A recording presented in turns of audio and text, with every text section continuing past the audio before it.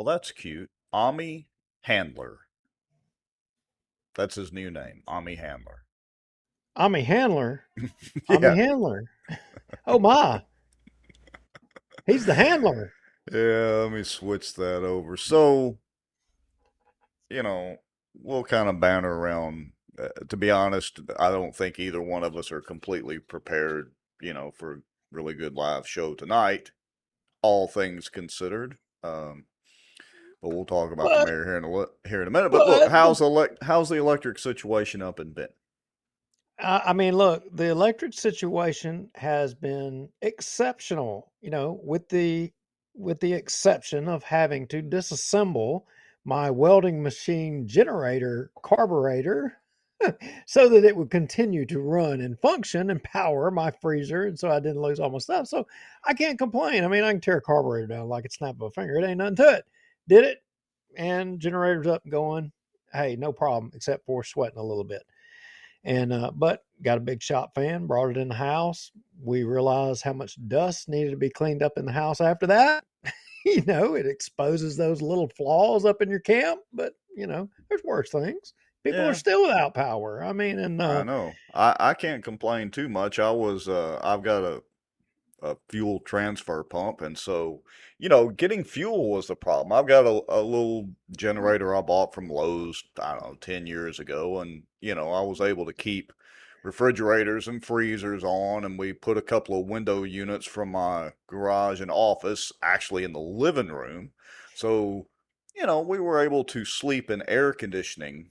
Without it being so miserable, but I had to siphon gas out of my bass boat. I mean, it's getting bad when I got to pull gasoline out of the oh my bass boat gosh. to power the generator. Look, I've got to say this.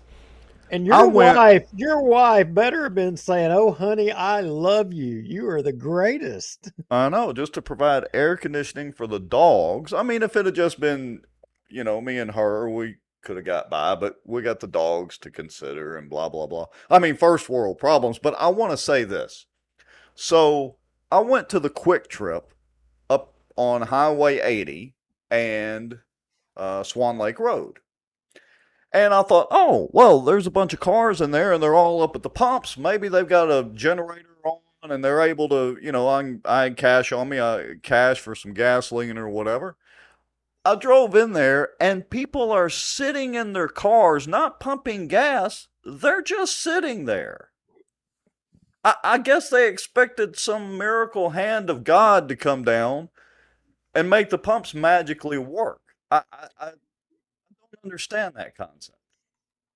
I don't know. Maybe it's like camping out for a concert, so you can be in there first or whatever. I don't know. I don't know. I mean, I heard stories about fist fights at gas pumps. You know, I gotta say, I was thinking about this before we started the show because look, we had a debate.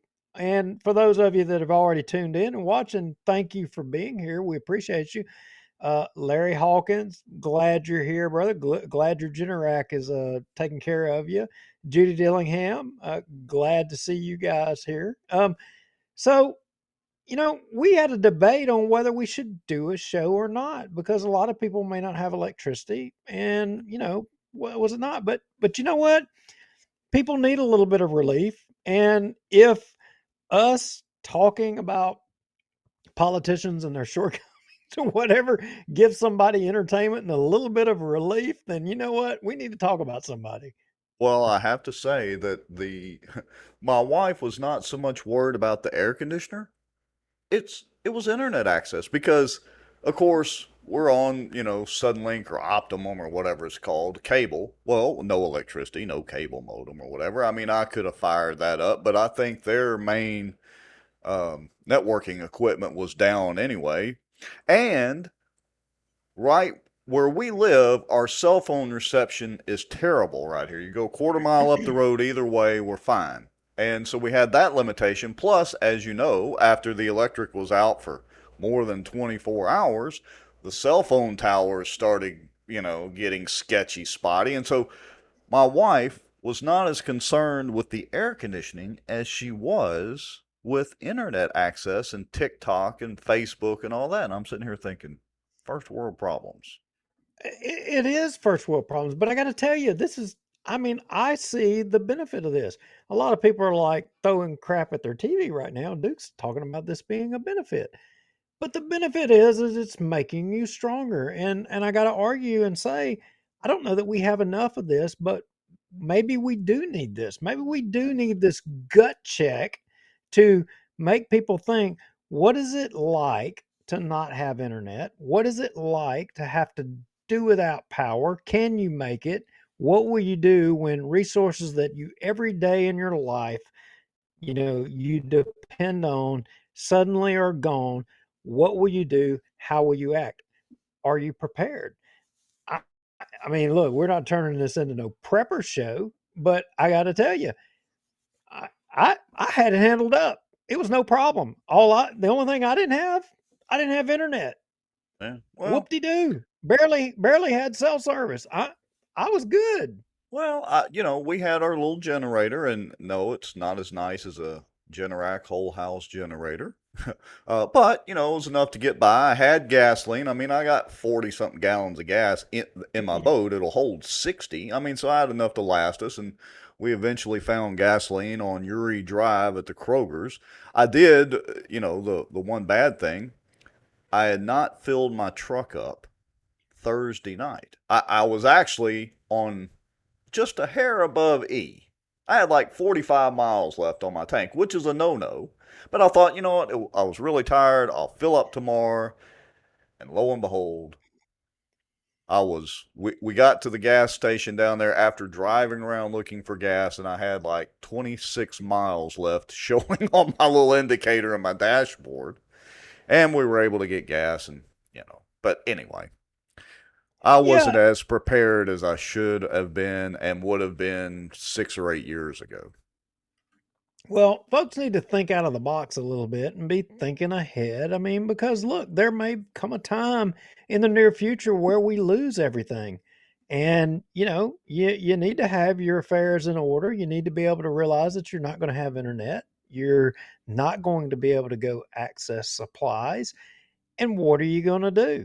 Are you going to show up at the gas pumps at Brookshire's and get into a fist fight?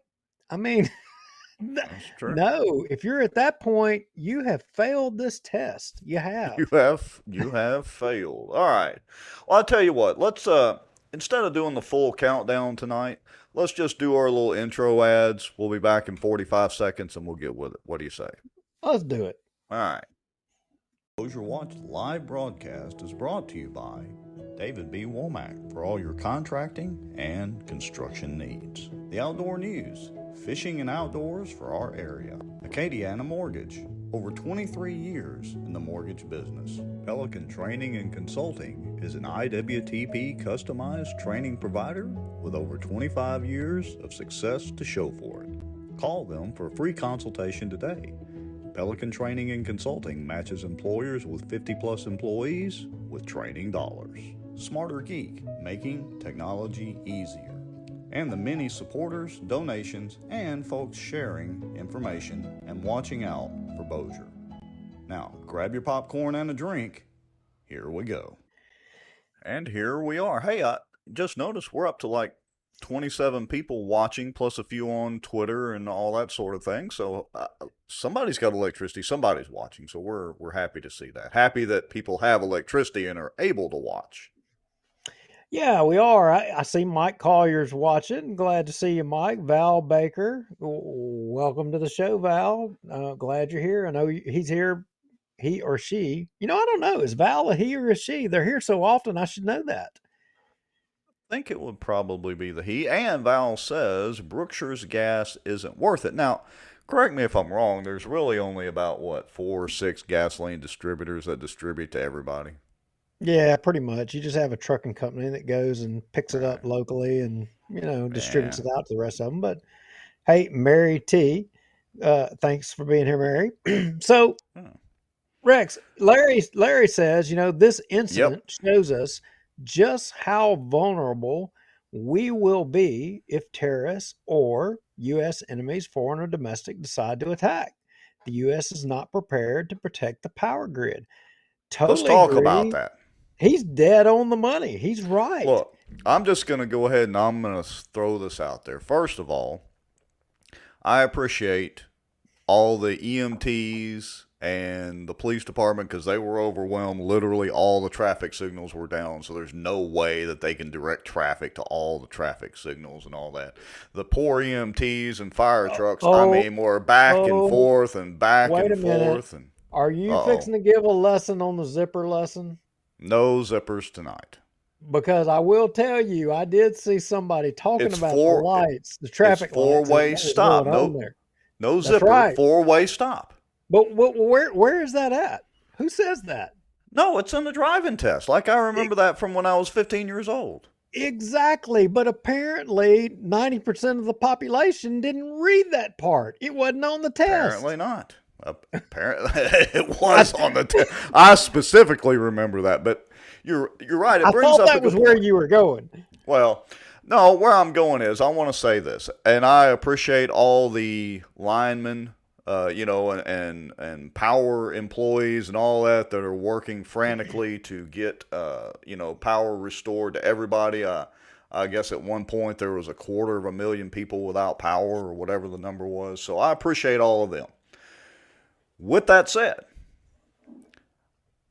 I don't necessarily appreciate or defend SWEPCO because I mean, it was an act of God. It was, I guess we have what, over 100-mile-an-hour winds. So basically hurricane force or tropical storm force winds that blew a lot of trees over and caused the issues. But our power grid is woefully inadequate, and SWEPCO is part of that power grid. And, a lot of the money that SWEPCO makes, they don't necessarily reinvest into, let me say this carefully, into upgrading the infrastructure. It's Well, reactive instead of proactive. And I understand you can't bury. It would be nice to say, oh, yeah, we'll take all the power lines and let's route them all underground like they do downtown and places like that. And that's not feasible everywhere, obviously, because you've got property rights and not to mention the things that go along with boring for the lines and all that sort of thing. So I get that. I'm not saying that we should just switch and put them all underground, but I am saying that I agree with Larry. We are woefully out. Our electric grid system is as bad a shape as the dadgum interstate out there. well, I don't know if you're right or you're wrong on the investment in the infrastructure. I don't know that. But what I do know is that Greg Bell makes an amazing common sense point. An Let me see. amazing Greg Bell. I'm telling you, this guy, he needs a pay raise. Whoever he works for, common sense right here, brother. For future outages, they should, for those of you that are listening to the podcast version when I release that, Greg Bell says for future outages, they should just put a cattle tank in the middle of the intersection and turn it into a roundabout. Yeah, I agree. I mean, good grief. I mean, dude, you need a pay raise. Wherever you're at, you need a pay raise. That's good stuff. Yeah, But it really is. I look, I think us talking about the electrical grid and SWEPCO and all the, we would be remiss if we didn't mention the fact that it wasn't just us in Bossier or Shreveport that got hit. Look, this thing stretched across over into Marshall. I mean, God I, knows how many places I, over there are out, but I heard all the way from Natchitoches up to Texarkana. yeah, and I mean, look, and I don't know if it was today or if it was yesterday, but there was a lineman from, out of state, I think Ohio, I may be wrong, that was down here that was called in by SWEPCO, as backup. But they all have, I guess it's kind of like mutual aid agreements like we have Right. with the fire department. When your system's overwhelmed, you've got agreements in place that you'll respond and you'll help. But there was one of those guys, one of those linemen that lost his life over there in Marshall. Ooh. And you know, just man, I tell a It's a dangerous story. job. If everything's going right, it's a dangerous job. Yeah, I have done a lot of things in my life that, have brought me close to losing my life. but probably the closest thing was electricity. And it was an experience. And I can tell you, and the majority of people that are watching the show, you'll know the place, and your mind will go right to it. Tinsley Ballfield. I was the captain on engine number three off of Northside Drive. We got dispatched to power lines down behind the apartments right there at Tinsley Ballfield.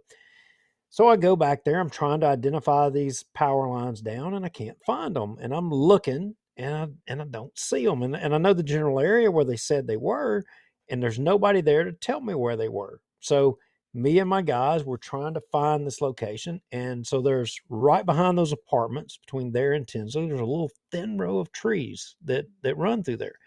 So I kind of, I looked on one end, and where it was open, I couldn't see anything. So I went down by the trees, and I stepped kind of in between the trees, and I'm looking and I'm peeking down one side and right the other, and I'm not seeing nothing. And then the wind kind of blows and rustles just a little bit, and the limbs from one tree and the other tree that I'm standing under, they bump, and I hear zzz, Ooh. zzz,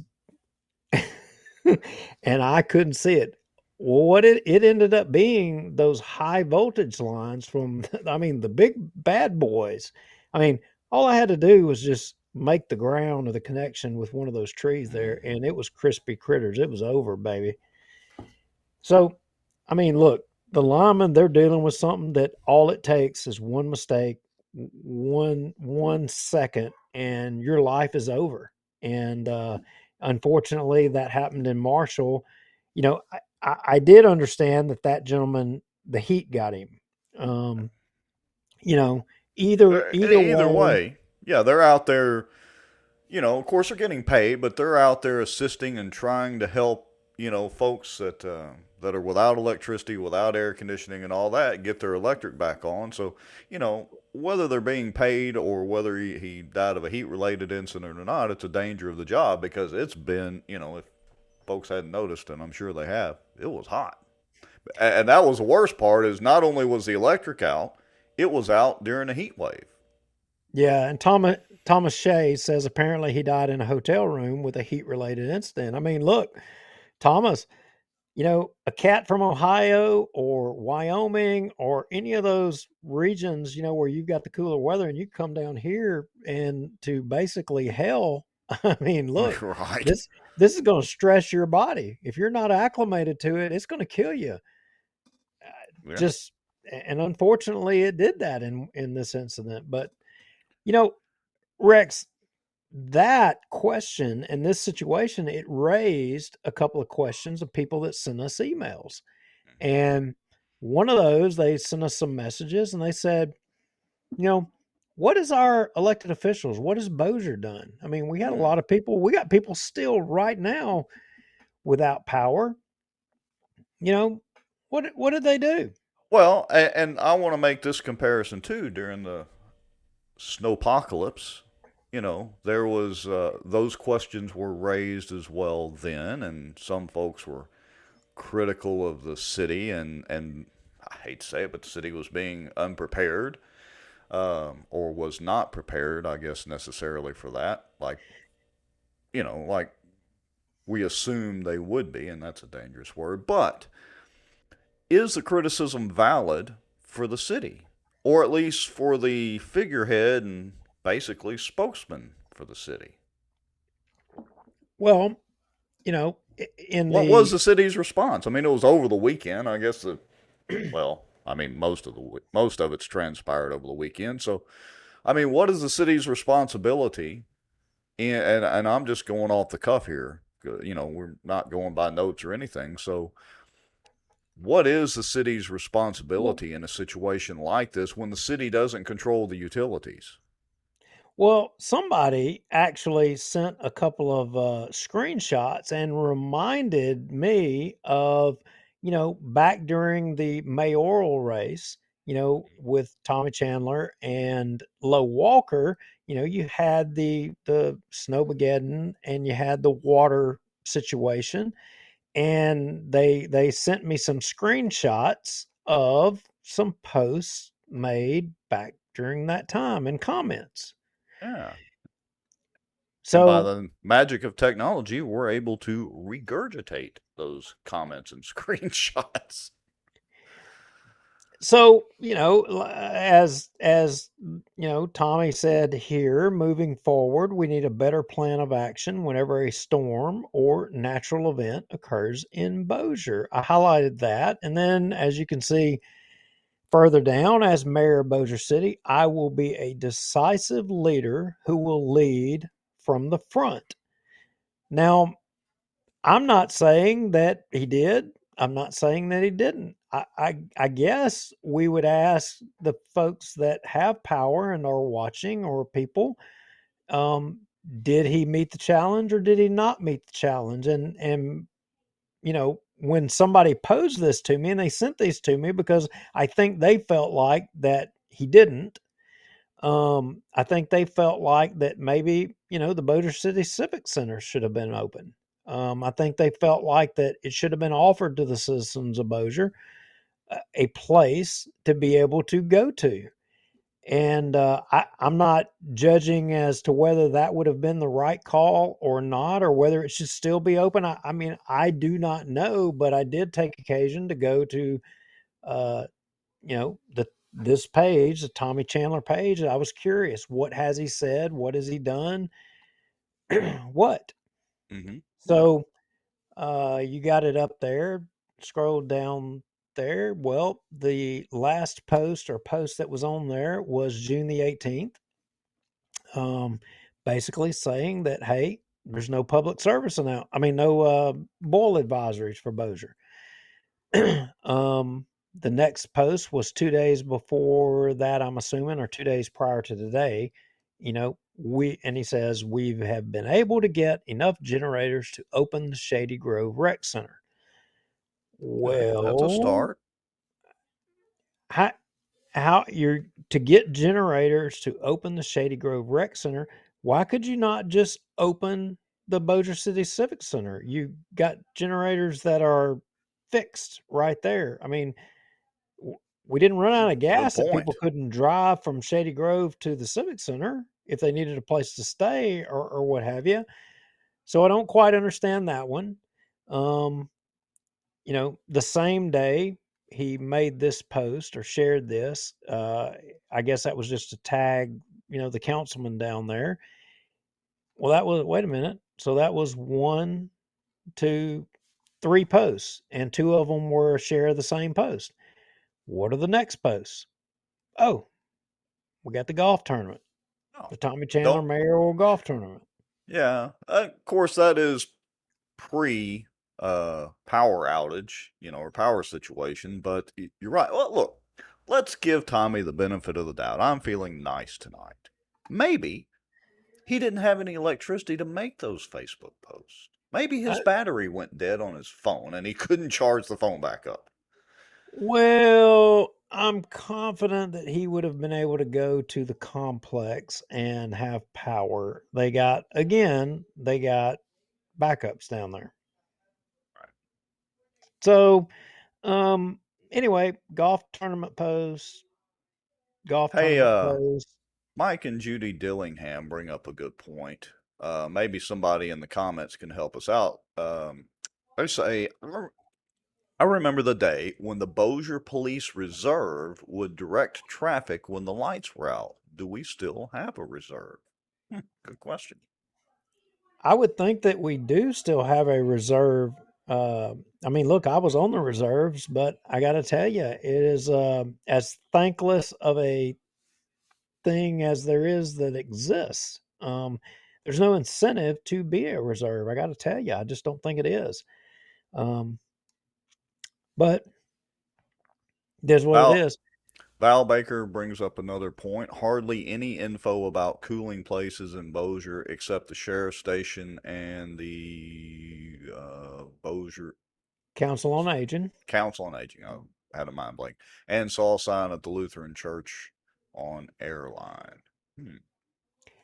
Yeah. So okay, I mean, the previous, that golf tournament thing there. You see, you got Utiliserve, you got Wicker Construction, you got Testament Construction, you got Manchac right up there in the middle, SGB, Yates, Origin Bank, Precision Builders, I mean, Yeah. Hey, Hudco. I uh, mean, look, all the people, Brown Builders, all the people that do business with the city or want business with the city. I mean, they're there.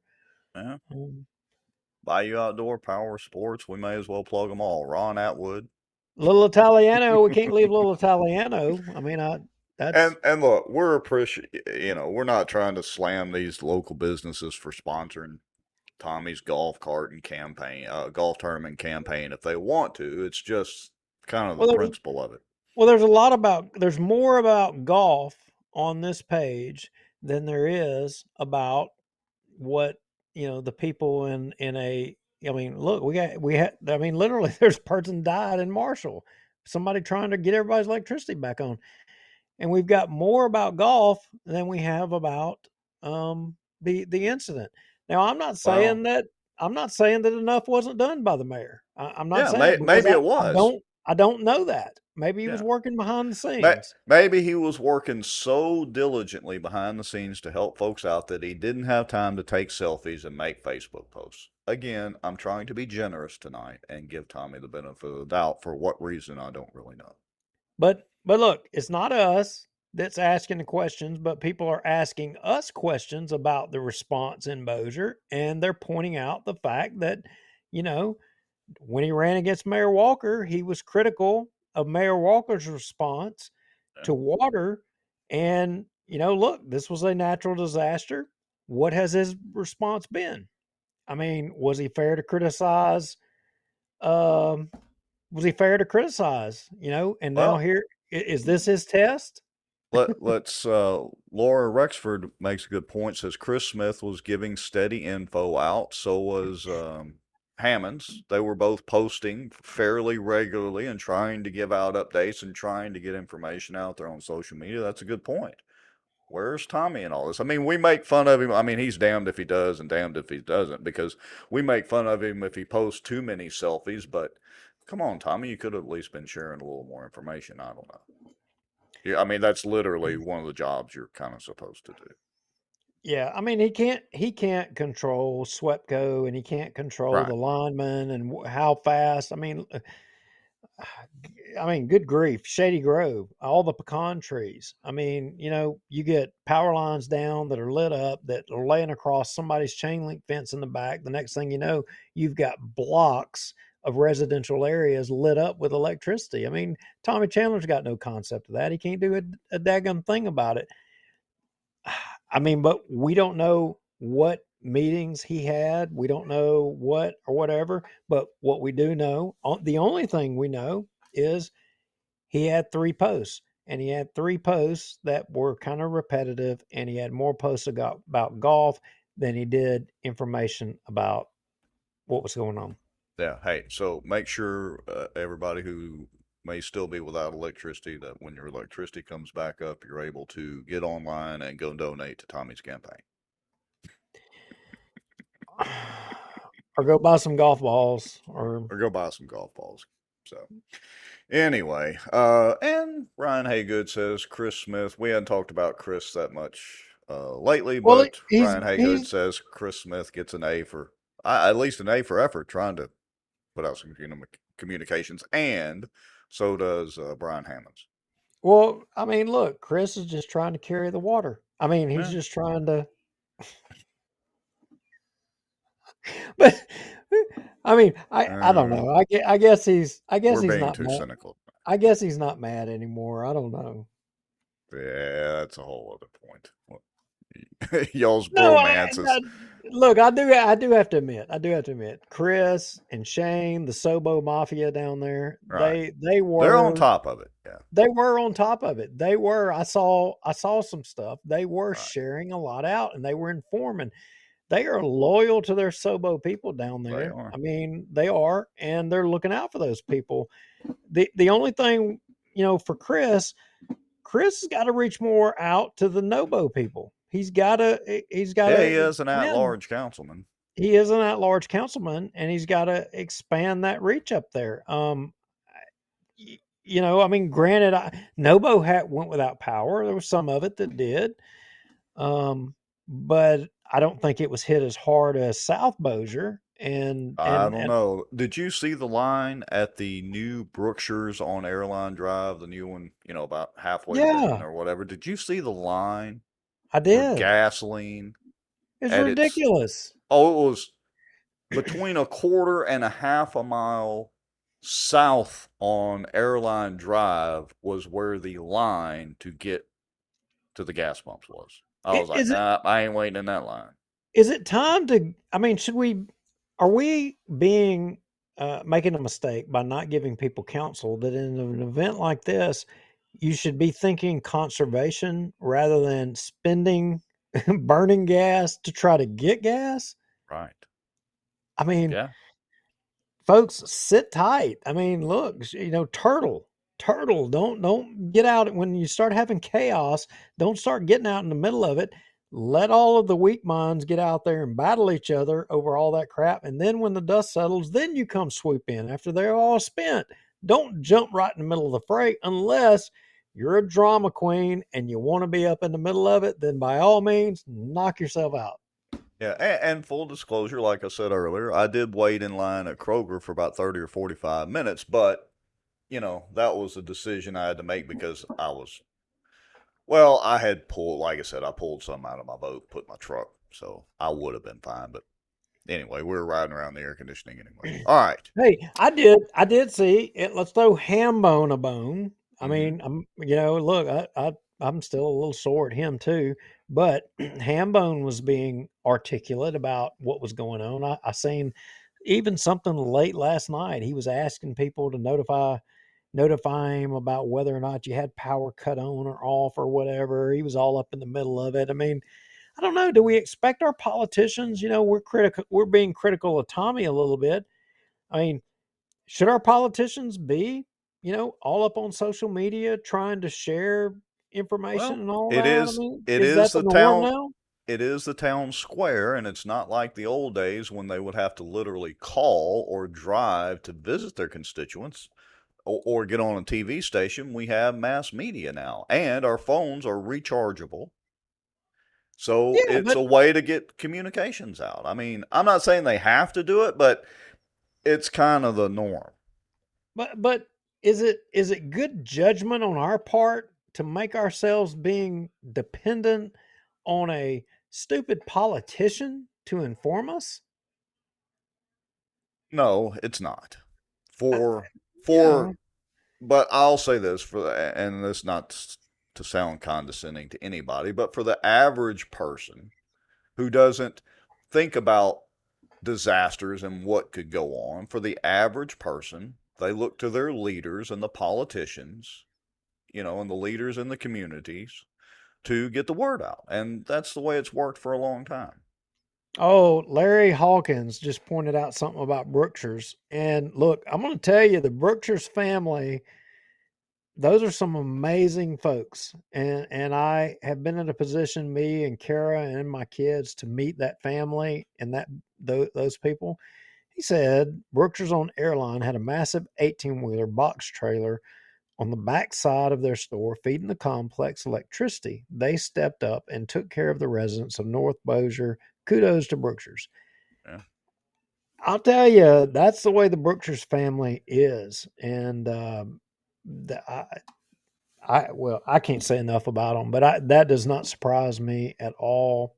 Good people, good business, and our community should support them. I'm not slamming Brook or Walmart or Sam's; they're a national organization. They made it good, but when we talk about supporting local, Brookshire's is one of those. They are local. They're Yeah. they're somebody that we should support. Yeah, I think aren't they headquartered out of Tyler? I think so. Yeah. Yeah, I think so. So anyway, all right, good deal. So we're kind of rambling on about this, and not trying to beat up Tommy too much in the administration, but again, I will reiterate that for most people, they look to their city leaders or governmental leaders in these type of situations, and some of them have been adequate, and some of them may have been inadequate. All right. Moving on, the Cypress Well, district meeting. oh, good grief. So, but the good news is, folks, that if we had lost all water, we had backup water in Oh yeah, the the Cypress district. what the lake was originally designed for. It was not designed for that park or that beach, and it was not designed for fishing. Those were parts of it, but its primary directive is it's a reservoir. A Oh, wait a reservoir of minute. what? A You reservoir of water. wait a minute. I thought it was designed to enable Robert Berry to be the highest paid park director in the United States. That's what I thought it was Well, for. apparently that's in the fine print of the original legislation somewhere. Which brings another question. Can anybody watching this show, and I see our numbers are climbing a little bit, we're hitting 60 something now.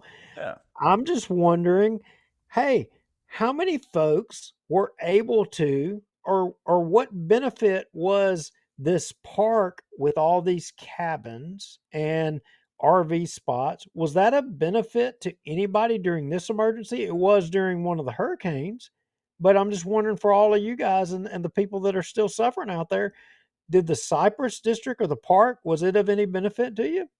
Yeah, I mean, maybe they did. Somebody let us know in the comments, but did they have backup generators at the park and open the park and, or open some of the cabins or let people get relief from the heat? I don't know. Did they? Did, I I have no idea. I mean, but I will tell you, considering after that last meeting, I would have thought one of our police jury members would have been all over it. And Yeah.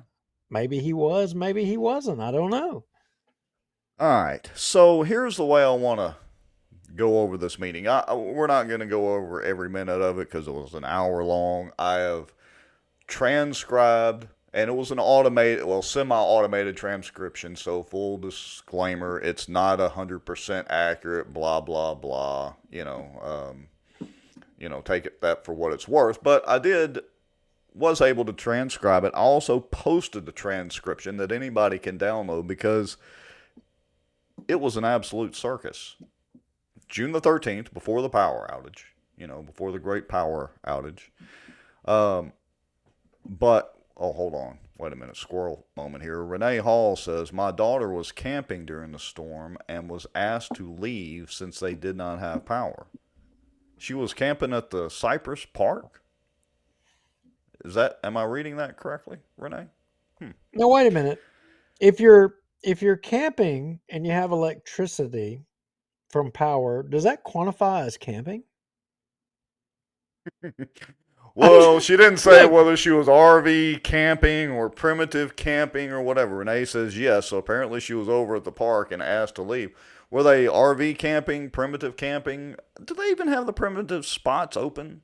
wait a minute. I know because that's been a criticism that we have heard is Oh, is that people in the past used to primitive camp over there, yeah, and I've then done when it quite a Robert bit. well then when Robert Berry came along, there's no more primitive camping. You can't do that. Yeah, that's like the majority of the camping. I've rented cabins there before from time to time, but primitive camping is, with a tent and all that's mostly what I've done when I go camping. How I'm dying to know how could this board not understand primitive camping? As old as these guys are, and as old fashioned as they are, I mean, they're it's good old boy like. I mean, I think they have good old boy tattoos somewhere on their body. It's probably under their sleeve somewhere. How would they not know what primitive camping is? Well, I would argue that maybe it's not just tattoos. Maybe they have, instead of white sheets, we got to figure out what colored hoods they would wear and what they would actually burn in the nighttime because that's the Oh, equivalent of. okay, okay, that's going a little far. I gotta call that one. That's out of bounds there. I'm sorry, I can't go there, Rex. I disagree with you. I can't. I ain't saying you're wrong. I'm just saying I can't agree with you there. I I can't. didn't say they belong to a three-letter organization of hatred and bigotry. I said they might have their own color hoods and their own things that they burn. You Ah, know. Anyway, they may have their Zen moments. They may. maybe so. They may. I Maybe mean, they go out to the Cypress Park and maybe that's but what some of these gatherings are. They go out there and meditate on how to be good old boys. but I'll tell you, if they do, Gary White is the one leading the charge. no doubt, he's the one. It's certainly not timid Walt. No, no, no, no. It's not Oh Walt. man. All right, so let me hit play for a second here. And I got to make sure the audio is going to come through like it's supposed to. But I want to go to this. So again, for everybody and those of you that are listening to the podcast version, this video has been released on Facebook, YouTube, and Twitter. And I've got a link to a PDF file that has the transcript of this as well. Again, it's not 100% accurate, but I don't know, it's probably 90+% accurate at least. So you can review that transcript. But I'm going to go to this first section here, which is basically where Walt declares, as president of the board, that, well, they're And just not going to be interacting. Andy Monica says it's still camping, guys. Are you kidding, Andy? Come on, if you got an Look, electric switch, that's not camping. yeah, I have nothing against going and camping, going RVing and air conditioning. Don't get me wrong, but to me, that's not camping. Camping is let's go no electric tent, but that's just me. Camping, I got a story to tell you. Remind me to tell you my story about Boy Scouts and the OA. Okay. Boy Scouts and the OA. All right. Yep. So back to here. Let me hit play for a second. Let's make sure the audio is going to work and hear what Walt has to say right off the bat. Pertain to an agenda item 2 do not. I'm going to let these people that aren't on the agenda speak, make a comment. 3 minutes, please. We won't be interacting with you. We won't be interacting with you. Now, that's not the first time this board has said that. Typically, their deal is, oh, we're not answering any questions. And you'll hear folks refer to that if you watch the whole video. And here's the irony, though. The irony is they actually do answer questions and they actually do end up interacting. So I don't even know why Walt says that. I mean, it's just plain stupid. But I digress. All right. So, I definitely could say something here, but I'm not going to say that. I was just sitting here. I was thinking to myself, looking at the video, and I'm like, why does Robert Berry have to sit over there to the side? Why is he not sitting right there beside Walt? Why is he not in Walt's seat? I mean, because well, look, let's face it. Let's face it. He has the jock strap here. They're just the balls in the jock strap. I'm sorry, that's the truth. yeah, and Alex looks like she's bored to tears getting paid 175, 185, whatever the legal limit is to get paid for an attorney being there. All Yeah. right, so She's sitting there saying, "Hey, could you just give me my calculator so I can total up how much you're going to pay me tonight?" I mean, exactly. look, that's all I want to know. Exactly. All right, so now let's move into the first person to comment and speak is Jason Matthews, and his is kind of interesting. So I want to play that one. I gotta apologize. I thought we were just writing these comments down, but I'll make it quick. Basically, my understanding is a ruling came down on the situation with the president and the chairman. I'm not exactly sure Mr. Berry's position on the board. And I would just like to say, I'd like for us to adhere to whatever the Louisiana Supreme Court ruling was on the matter and make sure that the board aligns with that ruling. That's all I can say. Thank you. Gary Weiss is like, do we have to listen to this again? Well, I mean, interestingly, did you notice Robert Berry's response? Oh, well, yeah, he just kind of, I don't even think he looked over there. Hey, squirrel moment again. David Hall says they were told the park didn't have power for the septic pumps. Wonder where the septic effluent goes. Well, take a wild guess, David. There's stories about the management of the septic effluent reservoirs out there, but I mean, again, you got Robert Berry on the case, so I guess whatever he says is the way it was dealt with is the way it was dealt with. But we will see how it really was ultimately. Maybe we'll see. Depends on how the court goes. Yeah. All right. So next commenter, and I'm not going to go through every comment, I promise you, folks, because again, I've got the whole dadgum thing posted and it's been shared around and all that. So, but I do want to also play this first comment from Jeff Smith because he's a contractor that does work on, I guess, boathouses, seawalls, things like that around the lake, and apparently does a good job. He's a pretty popular guy. A lot of people were in support of him here. And I got to say, Philip Rogers didn't really do Jeff any favors by setting him up to potentially get sued from by the Cypress board, or more specifically by the Ayers and Shelton law firm. But let's hear from Jeff Smith real quick. I've been to boat houses out here, and I was informed the other day I can no longer do it. And I just wanted to know what changed in this time frame.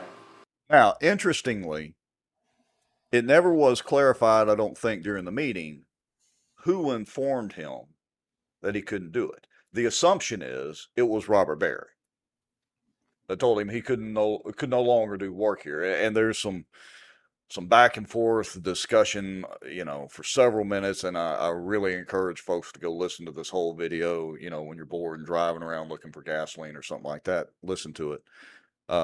Because it's pretty revealing here. But he was told, apparently by somebody, that he could no longer do work out there.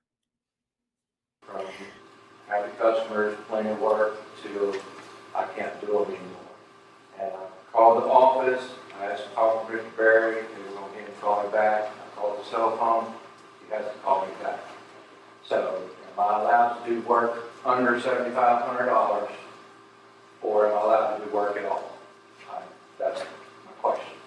I know what the rules say, but if I have to have a permit and he doesn't want to give me a permit, where do I go from there? Like I said, we're not gonna answer your question. Hope you Listen to understand. this. I'll tell you, I'll get back with you somehow or another.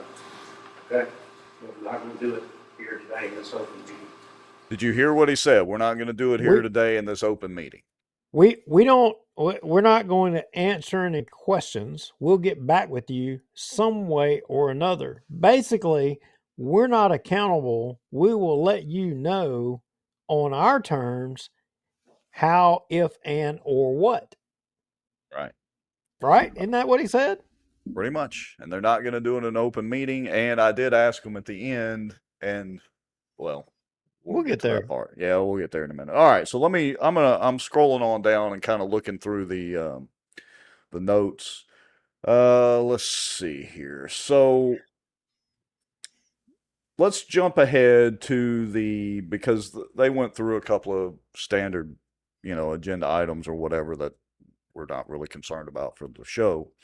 But let's jump ahead to the new business, and which is the discussion of the boathouse permit and Philip Rogers.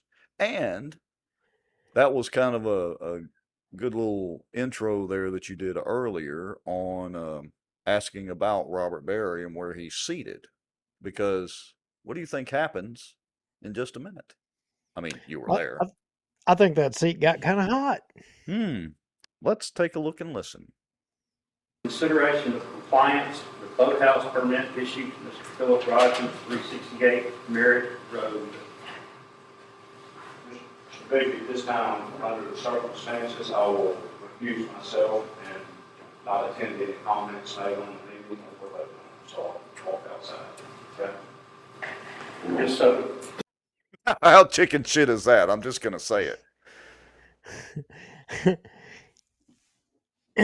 Well, is it chicken shit? I mean, what was he going to do? Sit there and vote on the action that he had taken? I mean, there's laws. There's laws and things that prevent people from, I'm not saying he had to sit there and vote. It's chicken shit that he walked outside to get out of the hot seat and out of the line of fire from what's about to transpire in the rest of this meeting. Because I'll give Philip a little credit where it's due. Now that it's going to eat into his pocketbook, apparently above his $5,000 limit, Philip's all hot and bothered about this situation, and likely should be. I mean, he literally dared the Ayers law firm to wait sue a him. minute. But Robert Barry, we can't go there. We can't go there yet because people watching the show don't have the context yet of why we're saying on Philip. Either way, but we're gonna get there. You're jumping. You're so eager. You're just jumping I way know. ahead. But anyway, so here he goes. The record, so it can be clearly heard, Mr. Barry is leaving the room. Elvis has left the building. That's just. Let's listen to that whole scenario again. Hold on. Maybe this time, under the circumstances, I will recuse myself and not attend any comments made on the meeting or vote on it. So I'll walk outside. Okay? Just so the record, so it can be clearly heard, Mr. Barry is leaving the room. That's just. I don't even know what to say. I don't either. I mean, I was there. You were there. Is this some kind of ethical thing? Is that what we're talking about here? Oh, Is now he's trying to be ethical. Is this supposed to be a show of ethics? I don't know what it's supposed to be. I mean, let us know in the comments what y'all think. Now, I agree that he should recuse himself from voting on anything concerning this permit, obviously, but he didn't have to leave the room. Maybe he was going to phone a friend. Whatever. Okay. Keep going. Okay. I'm just gonna hit play. I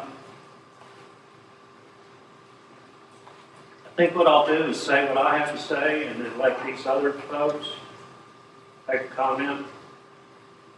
And then Philip, you can chime in. First of all, thank you for being here to discuss this.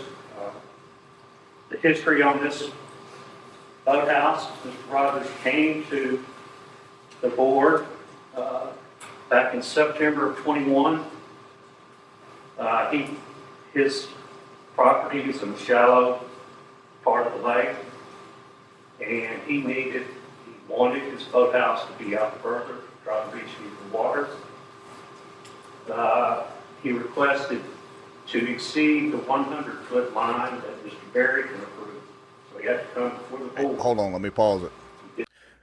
You heard what he said right there, that the 100-foot line that Mr. Barry can approve. That's what he said. Okay. I caught it. Yep. 14th of 2021. We discussed it. I actually made the motion. Somehow or another, we came up with 135 feet. I made the motion to allow this. Mr. Fowler second. Unanimously passed.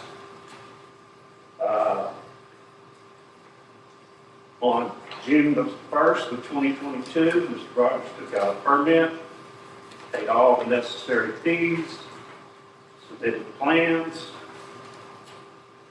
and we think everything's great. Recently, there's been some complaints about the length of Mr. Rogers' boathouse, so we went out there to check it out.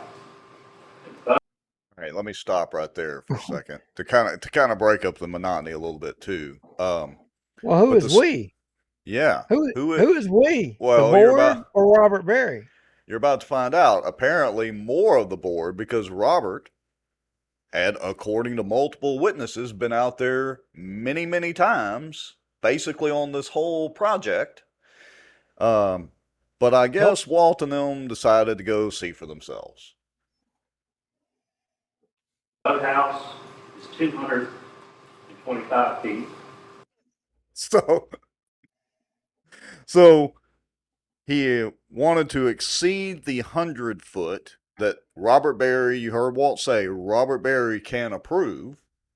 Okay, and that's kind of a critical piece of information there. They approved it for, I think he said 165 feet. They went out there to measure it, and Phillips done built a boathouse out there 225 feet. Well, Philip had to correct them, or he had to correct Fowler to point out the fact that no, you didn't approve 135 feet. You're not articulating it correctly. You actually approved 160 something 60. feet. Yeah, Yeah, and that that was actually what you approved. But playing devil's advocate here, there's a hell of a lot of difference between 135, 165, and 225 feet. There's a yeah. lot of difference. And if I'm the board, you know what? I got to tell you, I might have to agree with them. I'm going to take issue with if I approve 165 foot and you build it 225 feet. I Yeah. mean, I stands mean, to reason. You look, didn't I'm do what you told me you was going to do. I have to agree with you, and oddly enough, I agree, I think like you do, on principle with the board raising this issue. You're right, absolutely right. They approved him for whether it was 135, 160, whatever, and he builds it on out to 225. So the question is, I mean, and I think they asked him at one point in here, why did he build it out that far? And it's basically, did he think nobody was going to notice? Well, But I one of the board members was involved in this process the whole time, and therein the lies the challenge. the whole time. And Philip, ding, ding, ding, in preparation for your case, the president of the board right there just said over 100 feet. Barry, what? Was that intentional? My question is, was it intentional or was Mm, it not? Is this pre-planned and organized?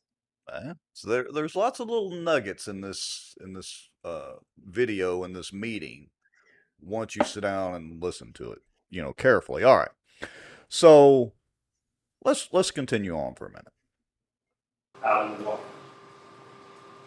So, that's not what we approved. I hope we can get something worked out, but we have to have this meeting. So, at this time, these three gentlemen, plus Ms. Hall, two gentlemen and Ms. Hall, would you like to make your comments?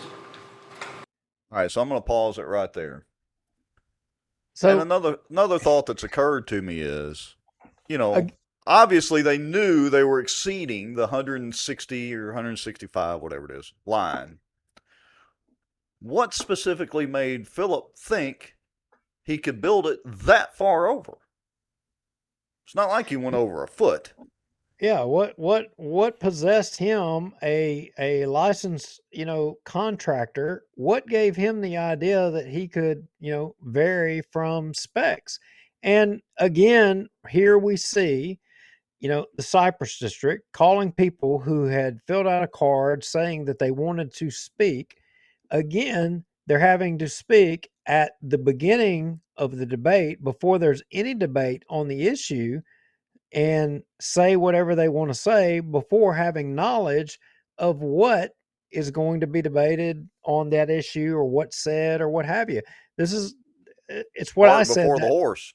yeah, I mean, and they do this intentionally so that you speak and you speak to an issue and you're uninformed on the issue, especially and or having the benefit of what would transpire during this open meeting. It is, in my opinion, a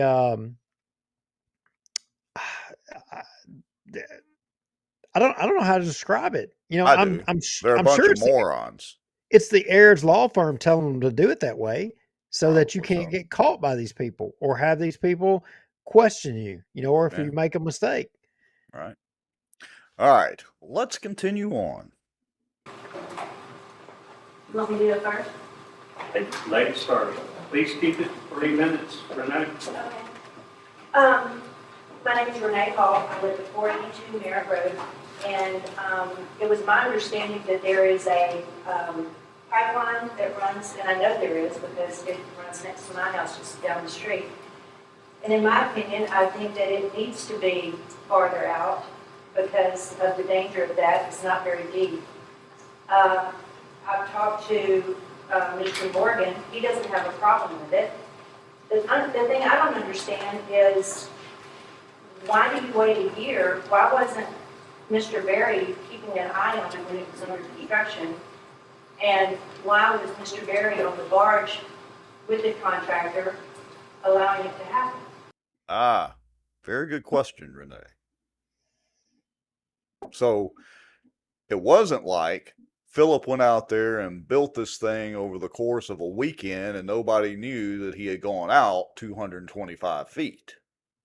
So Renee Hall's question is why wasn't Mr. Berry out there doing what he was doing?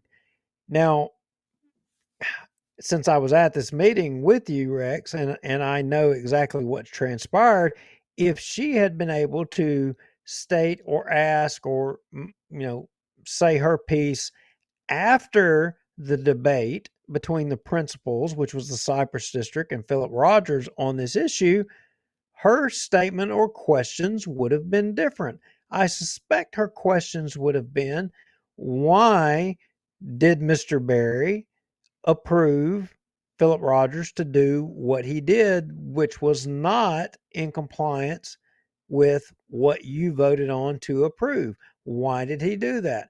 Then there would have had to have been discussion, there would have had to have been debate, and the public would have known more about what was transpiring out there, which Well, answers the question of why they make people put their statements ahead of the debate so that they don't have to face the public. There's no transparency. That's why they well, do it.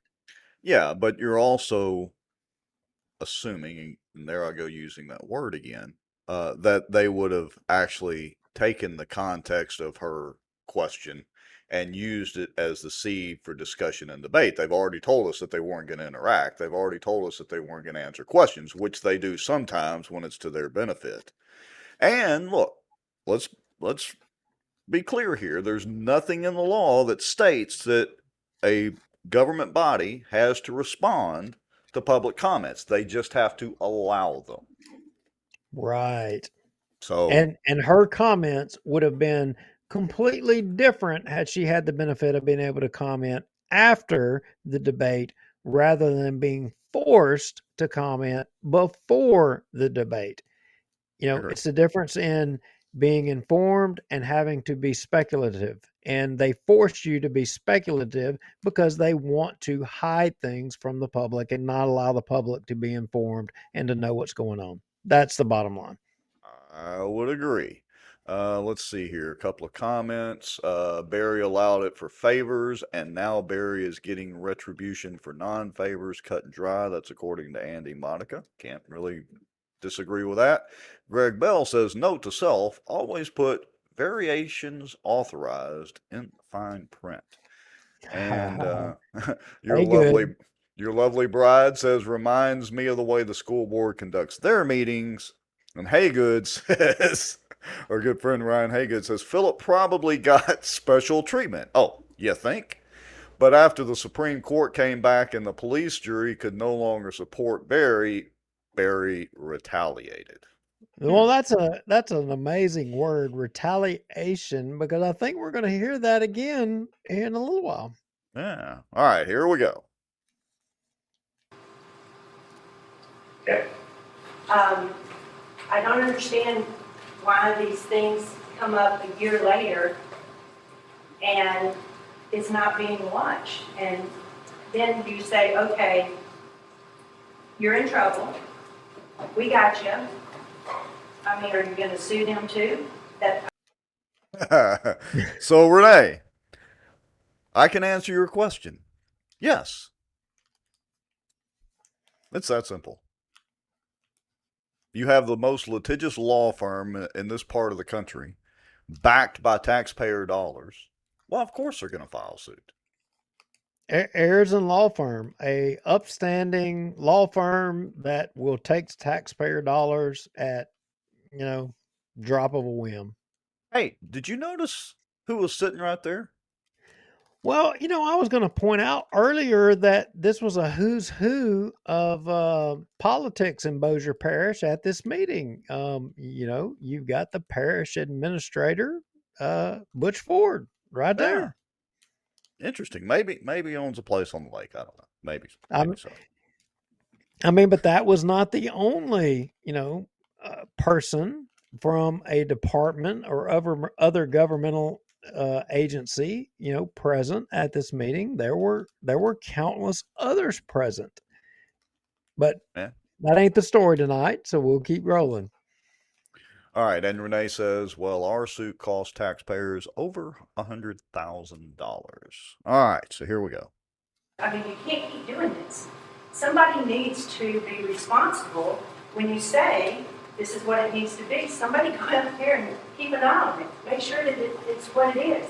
Just like we were approved, and yet nobody told us come before the board and get your permit. We weren't told that even by the attorneys. That just don't keep doing this. It's not right to the people. It's not right to the taxpayers that they keep paying legal fees that don't need to happen because you can talk as human beings and as reasonable people and figure it out. I don't think it's fair for these people for you to bring them in here now and say, okay, you're in trouble. We got you. I mean, are you going to do the $20,000 penalty because nobody kept an eye on it? You just, okay, Sorry. I am too. Next up. All right, so Renee brings up another good point. So Renee and David had to pay, I think it was a $20,000 fee to the Cypress board to settle their suit or whatever. And that pretty much kind of sets the standard. Now, I think Renee, you can correct me in the comments, they were like only, it was a few feet of the deck or whatever up by their house, not even over the water. And that was a $20,000 ordeal. Phillips 225 feet out. Let's see, 80 something feet over what they were going to allow him. So this is going to get in Phillips' pocketbook pretty good. Well, if this is by the foot, I mean, good grief. Robert Berry will be funded for the next 20 years to be the director out there, right? Exactly my point. Very interesting. Okay. So let me see where I'm at in the comments here. Let's see. There was one from Phil Lott that I wanted to do. Give me just a second. Let me find it. Okay. So there were several comments. Again, I'm not going to play everything, but this was one from Phil Lott, and it's referring to the ability to do business on the lake. And before I play that, looky there, Duke. Who is that? Looks like one Ruttenbuck from Bossier City making money left and right. I'm telling you, I know it in my heart. He was trying to get, that public-private partnership going up here to manage the, cabins. I'm Yeah. confident because just think of what Manchac could have done with this storm. What they could have done with the cabins out there. Oh, I mean, good yeah. gosh, they could have made a Okay. killing. Could have made a killing. You're kind of off his game there a little bit. All right. So But let he me. didn't say nothing. He didn't say No, nothing. So didn't no. say a word. All right. So let's continue on. Let's listen to Phil Lott's comments here. And again, I encourage everybody to go watch the whole video.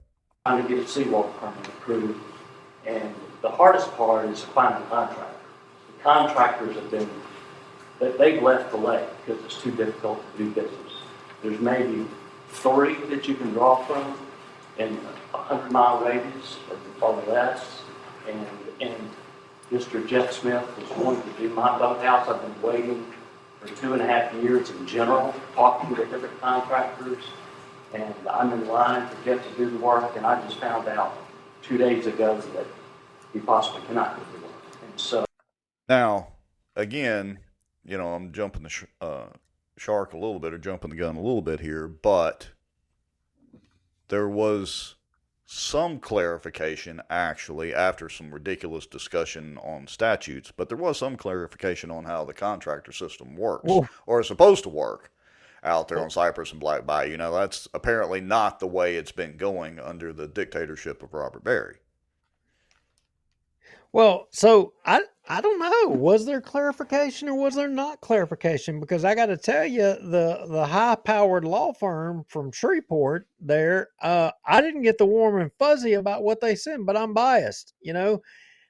I know they're just trying to make money, but she, to Philip Rogers' credit, and you'll see it here in a little bit, he forced her to read the whole damn thing out, and he should have went a step further and made her acknowledge that she was wrong, in my humble opinion, but he didn't.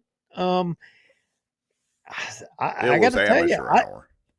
I don't think this whole thing is clear. In fact, I think, and I say this, that if you live on Black Bayou or Cypress, and in the past years, and you've had a run in with Barry or the Cypress district, and you've been steered one way or other, and it didn't work out, and it costs you money or a loss, I think you may have grounds to be a part of a class action lawsuit. Maybe, maybe not. I, I That's I know true. there's some discussion about that because the board here ends up acknowledging they're wanting to have their cake and eat it too, and they can't do it both ways. Yeah. And They yeah, gotta pick a side. yeah, and you'll see what I'm talking about here in a second. So if you're in that class, you want to pay attention to the rest of this. Yeah, here we go. Let's hear from Philip Rogers. What needs to be said, and we'll just go from there. If you look on your plan there, it shows 160 feet that we approved off the bank. And then that was on the top of a gas main. The gas company would not let us put a boathouse within 20 foot of that gas main. There wouldn't probably be a reason to spend $100,000 on a boathouse in a foot and a half of water. So Mr. Berry talked to my neighbor, and we hung a string from boathouse to boathouse. Jeff was there. We put the piling in line with the two boathouses. Mr. Berry was there the day it was drove, said it was fine. Critical point. Barry was there the day that they drove the piling and said it was okay. Director of the park, board member who approves, was there, present. They drew a tape, strung it across, had the machine lined up to drive the pylon. Robert Berry standing right there says, knock yourself out. It's good. Go ahead. You're good to go. Now, I want to bring up another point too, and this has been raised in, I can't remember if it was emails or comments or whatever. Apparently Robert Berry is not just the executive director of the park. He's apparently the executive director of the board, even though there's no such position, because he's the one that runs around and enforces all this stuff, for lack of a better term. And he does it under the auspices of being the executive director, but that's of the park. What does the park have to do with Philip Rogers or anybody else's boathouse out in the lake?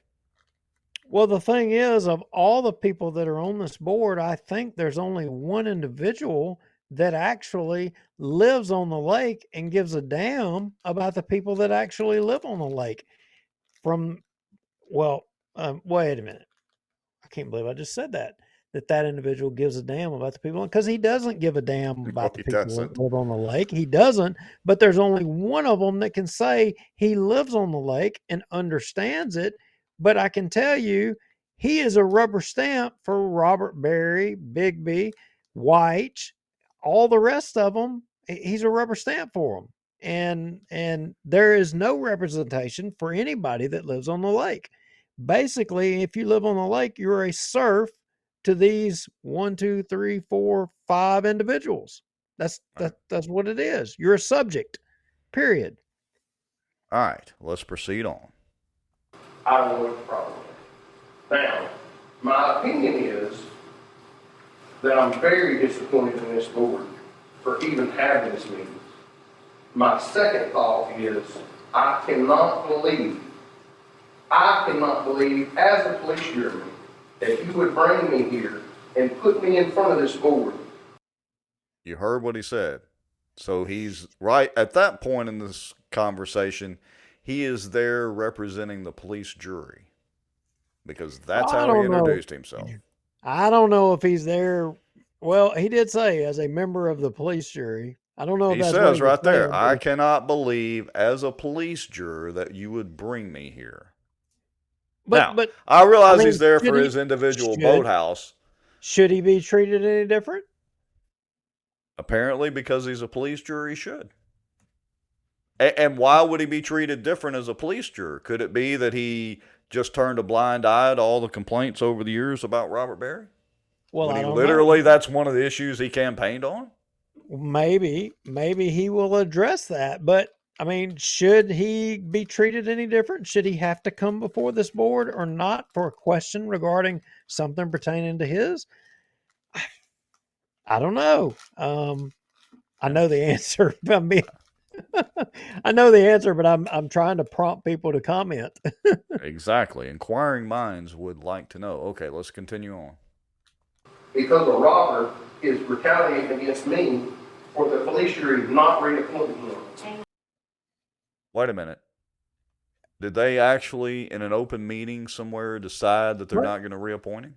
I heard that word retaliating earlier from somebody. Could you play that again, Rex? I think we should play that part again and let folks listen close. If y'all are sitting in the back, turn your TV down or whatever you're listening to, turn it down and listen close right here to this comment. The one Philip just made? Yep. All right, I'm going to back us up a few seconds, so here we go. My second thought is, I cannot believe as a police jury that you would bring me here and put me in front of this board because a robber is retaliating against me. Retaliating against me. You've got a police juryman sitting here at the Cypress district accusing the Cypress district executive director and a board member of retaliating against him for, him not going along with reappointing him to the board out there at the Cypress district. And he's doing it in an open meeting, absolutely on the record. Keep going. All right, here we go. For the police jury not reappointing him. For the Supreme Court to rule he is in violation. This jury, my jury that I'm on, has stood beside Robert 3 court cases and listened to all these people in my district. All right, I want to hold it right there. Philip, you can't have it both ways, buddy. You have said on more than one occasion, including at a Friends of Cypress Black Bayou, or Friends of Black Bayou meeting, whatever, you said it that you only had half a dozen people or whatever the number was complain. You said it during the recent meeting with Renee and David Hall and with Doug Rimmer there. You said, oh, you hadn't had that many complain. Now, the truth is, when you and I were driving around talking about your campaign, we discussed this extensively. But you need to get your story straight, Philip. Did you have to listen to people or not? Well, what I'm going to tell you is Philip may be right. I'm going to play devil's advocate. Philip may be right. He may not have been hearing but from just a half a dozen, because I can tell you, after the first conversation I had with Philip regarding the Cypress district, I realized it was a wasted cause and even expending air from my lungs to talk to him about it, because he was a rubber stamp for Robert Berry. It wasn't nothing going to change. You do realize we have written proof that there were more complaints about that was literally handed to Philip. Oh, without a doubt. But Okay. but here again, here is the thing. And it goes back to the police jury playbook. It's you always blame somebody else. And Philip just said part of the playbook, we have stood behind you through 3 lawsuits, and they're throwing the towel in. The Supreme Court has done put their foot down, and they told, basically, I remember at the little church in Benton, Philip saying, y'all don't know what you're talking about. Philip saying, y'all don't know what you're talking about. Well, guess what? Apparently we do know what we're talking about, because the Supreme Court agreed with us and said he's dual office holding. Well, Not it's not not the 26 politically. JDC, not the police jury, none of them jackwagons would stand with us. But now, when it arrives on somebody's front doorstep, oh, Well, we're gonna we're gonna stand with you. it's no longer politically expedient for Philip to stand with his old pal Robert Barry and that board. Make no mistake about it, this is the only reason that this whole deal is going on. Is, as Philip said, Robert and the board are retaliating, and it's no longer politically expedient for Philip to stay on their side. The law be damned. Remember, Yeah, Patrick Jackson famously asked, "We're going to have to see if the Attorney General is correct. Not if Robert Barry and the board is following the law. If the Attorney General is correct." yeah, we're gonna see if the attorney general is correct. And oh, by the way, Patrick, that's gonna be your next governor. That attorney general, that's who you're talking about. Yeah, that guy. All right, here we go. I've had to listen to him. But the jury has stand behind him, okay? The Supreme Court has ruled he will not be reappointed in the July.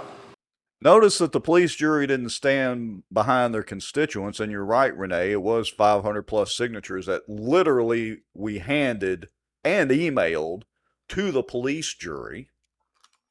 Over 500 constituents, but yet they want to stand with Robert Barry. Why? And so that's the big question in all this. Why? Now, Duke, you and I kind of know why, and we've alluded to that on the show several times. But that's the question for you folks in the comments. But why did they stand with Robert Barry and that Cypress board over their constituents? What is it with all of our political government that they all got to back each other? They all got to cover each other. They got to back. Remember Juliana Parks? You're not going to get me to talk about my friends. Your friends, I thought your friends were the constituents who elected you. You know, there needs to be discourse in government. There needs to be debate. There needs to be disagreement. You need to argue. It doesn't mean you don't have to be friends. You know, look, after this meeting, you and I came walking out of the meeting. Philip was standing out there. He didn't want no part of me and you. He took off. He took off and didn't want to speak to us. Same thing as the parish attorney. I mean, not the parish attorney, the parish administrator, Butch Ford. He took off. He didn't want to be a part of a conversation with any of us. Why? Is it because we called them out, both of them, on things that they should have been called out for? Here's the thing. Don't do stupid crap that you shouldn't have to be called out for in the first place. And if you're mad at us Exactly correct. for freaking calling you out, the problem's on you, buddy.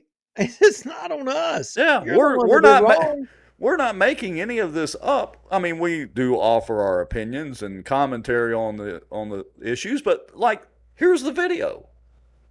We're not making any of this up.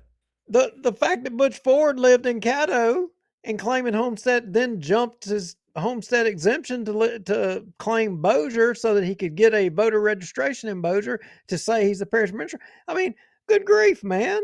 I mean, Yeah. you're creating law to enable yourself to, go around the rules that were set in place. And then you're going to be mad because we're calling it out and pointing it out, making people understand what you did. I mean, you're the one that's got the problem. You're the one that needs to have introspection and look in the mirror. You need to look at what you're doing and say, you know what? That ain't right. And if you, in your heart, you may not say it out loud, but in your heart, if you look in the mirror and you know that it's not right, you know what? You might just be a good old boy. You might have your answer right there. Maybe so. All right, so let's continue on because here in a minute, Philip drags Shelley, I guess she's the secretary and whatever, drags her into this conversation. So here we go. So y'all know that, okay? Now that's all I got to say about the thing. If y'all want to find me, do whatever y'all do, put it in paper and we'll take it to the courts. But I get it. And that at that point right there is the first time that he basically asks them and dares them, almost double dog dares them to sue him. Be careful what you wish for, Philip. Exactly what Robert did. If y'all ain't gonna pay attention, that ain't my business. I had Robert and Shelley out there 2 months ago talking about extending my seawall. And what did Robert say? Just go ahead and build it. We'll take care of it. It's fine. No, Robert, I'll pay another permit because I don't want to be accused of something that I did wrong. Shelley, was you there? Is that what Robert told me? I don't remember exactly. You don't have to remember. I remember. Go ahead and do it, Philip. As long as JT's good with it, we're good with it. And let me tell you something. I think it's pretty horrible that somebody on this board would call Mike Morgan and ask him a year later, if he's got a complaint with my boathouse. But I did call him, and I asked him, Mike, do you got a problem with my boathouse? So I got a question there that just occurred to me. Why would the board call Mike Morgan as Philip's neighbor and ask him if he has a problem with it? I mean, either they're pissed off about him going over the footage that they allowed or not. Okay, well, Rex, as you know, we got a set of rules out here. You know, you got to have rules. If you don't have rules, the animals rule. So we got a set of rules out here. Now, this rule is not in black and white and written nowhere, but it's a rule. If your neighbors, you know, if one of them has a problem with it, you can't do it. Now, it's not written nowhere, but sorry. you know, but I should have read the unwritten rule. you should have I Okay. mean, and you need to refer to Robert Berry to get that unwritten rule, and you know, see that would be the failure in your thing. My apologies. I should have read the unwritten rule. Exactly. All right. No, sir, I've never had a problem with your boathouse. I asked a question a year ago why it was so far out. Mr. Berry explained to me there was a 48-inch gas line, and that's where it needed to be. And I answered the phone, and I ended the phone call with, "Thank you, sir, I appreciate it." Now, that's the way he answered my service. And he said he'd be glad to write an email to any one of y'all. So, I'm right in J.T. Watson's line of sight to the lake. But J.T., he don't have a problem with it because you know what? There's a 48-inch gas main there. Now, if y'all are going to call me here and do this, I'm ashamed that y'all are on this board, just to be honest with you. I really am. Walt, I just don't understand how y'all could justify staying behind Robert after the Supreme Court has ruled he's in violation. So now we're switching from the 225 feet and the whole issue to why are y'all standing with Robert now? Now, not too long ago, Philip was all gung ho about, well, we gotta, let the courts rule and blah blah and stand behind Robert. He literally said that earlier in this meeting. Look, it's probably because some friends of Walt got free, RV or cabin tickets or spots or free boat stickers or something like that. I mean, look, you just don't know the power of free cabins, free RV spots, or free boat stickers. You just don't know. And well, if it was some of Walt's friends, that may not be so bad. Now, of course, hypothetically speaking, if it were some elected officials or elected judges or anything like that, hypothetically speaking, that would be a real issue. That's like an ethics violation, isn't it? Isn't that against the law? I mean the limits of all of the free stuff that goes out there for people. I mean, you just hypothetically, I mean, good grief, it would almost limit you as to what you could do. I mean, Robert would almost basically have control. I mean, maybe he would need to walk out of the room and then afterwards he could look at the video and say, okay, this is what you're going to do. After I've seen all of this, this is what you're going to do. Could that be the reason that the police jury and other elected officials have stood behind Robert Berry through 3 court cases when the law is in black and white and crystal clear? Could that be the reason? Okay, but hypothetically, that doesn't explain the situation with Philip Rogers. I mean, Philip Rogers got a sweetheart deal on some property, 99-year lease kind of stuff. I mean, Philip is out here throwing the gambit down, and he's got the parish president or police jury administrator sitting 2 rows back behind him to support him. Well, look, normally I don't defend Philip Rogers these days, but I will share one of the conversations that, and I've shared it before on the show, that Philip and I had driving around for his campaign videos and all that. Was he told me straight up, he said, look, you're probably going to hear about the 99-year lease that I got and the sweetheart deal and all that. That property is not valuable except making sure that it drains properly and all that into the lake. So, in full disclosure, it's not like they gave him a whole lot to build a house on, but Now, but now you regardless, they you did. never told me that. No, I've said it I actually on the show before. Well, I must not have been paying attention, but Yeah. you never told me that. I'm just saying honestly, you never told me that, but I did learn that and we've talked about that, but you never told me that he disclosed that with you. Yeah, he did. Oh, I may not have said he disclosed it with me. So, Yeah, because you just said that, but you're yeah. holding out on me. Yeah. Oh, Good, there's lots of stuff we discussed. good grief, I'm learning stuff even here. Yeah. Renee Hall had a good comment. Says the question is, what was going on in those cabins? Hmm. Well, Gosh, Renee, what could have been going on in those cabins? I don't know that we could ever know because I mean Robert Berry brought a new IT person in out there to go through all the computers and stop Yeah. access to all the computers. I And mean, gosh, they could have destroyed some evidence before any three-letter agencies got off their laurels and went out there to check it out. but I'm sure Gary White and Walt Bigby are well informed on all of that. They probably are very knowledgeable, and so everybody that got all those free cabins and boat stickers, y'all got nothing to worry about. You can trust that everything was is good as gold. So I mean, if you're a judge or if you're a law enforcement person or you're a public servant in any way and you got one of those freebies, you're all good. You ain't got to worry about nothing. So, a couple of comments. Greg Bell says, dang, just realized they're going to be in court Thursday and not tomorrow. There's apparently some movement and a court appearance in the Barry case, I guess Thursday now, if that's correct, Greg. Ryan Haygood says, does a video exist asking for a friend? Well, at this point, we can say we don't know if the video exists anymore. Well, I do know of one video that exists. Well, yeah, the video of the backhoe. I mean, you literally shot the video, and I we showed it literally on the shot, show. yeah, I literally shot that video, but Well, let's leave yeah, it at that. we'll stop there. Yeah. I mean, look, when if you put a video out there of a guy using equipment that is allegedly the park's equipment on his private property, nobody files an ethics complaint. No elected official that appoints people to this board takes any action or even asks a question or says a thing about it. What does that tell you? Yeah. What does Look, it tell you about we can your just whole put the system? information out there, folks. We're not the team world police here. We're just Yeah, putting the information out there. we're the two guys that can be blamed for making it public and people be mad at us. I mean, Yeah. that's fine.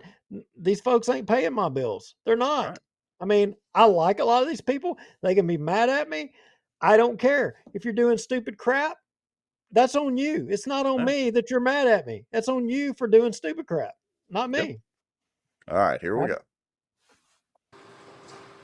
And I had a meeting with several people and told Robert what was gonna happen. And you know what he does? He wants to go to the lawyers and talk about this. There's nothing to talk about. The jury has made a decision. Whoop. What meeting was that at? he wants to go through the lawyers. I mean, why does he want to go through the lawyers? Because he knows the taxpayers are freaking paying for it. And it just drag it on out. But here's the quote from Philip. You see it right there at the 2017 mark. The jury has made the decision he will not be reappointed. When did the police jury make that decision? Because they've accepted his application. I'm not saying they're going to reappoint him, but they have accepted his application for reappointment. That Well, was stated by none other than Doug Rimmer. I'm sure I'm sure that they had some committee meeting that they discussed it. That's how things and decisions get made. They have these committee meetings, The and meetings before the nobody, meetings. the meetings, yeah, and nobody's there. But either way, he's acknowledging that they've all come to an agreement. I mean, I look, tax ran Rimmer. I mean, I think Doug. I mean, I think I really do think Doug Rimmer's probably a good guy. I think he It is. I know probably Mike is. Collier's falling over his grave. He probably is a good guy, but I think he's done got long in the tooth, and he doesn't know what he says from one day Oh, to the next. Just like R- we showed ta- that. Taxman Rimmer's a straight up opportunist. That's the best way to describe it. But I raised this issue about Robert Berry at a PEC meeting, I don't know how many years ago, and Juliana and uh, Rimmer was having none of it. They wouldn't know. We need to wait and see how things turn out. Well, guess what? We know how things have turned out. Bar. All right, here we go. He will not be reappointed. And I can't believe he would have the guts to put his resume in to reappoint for this job.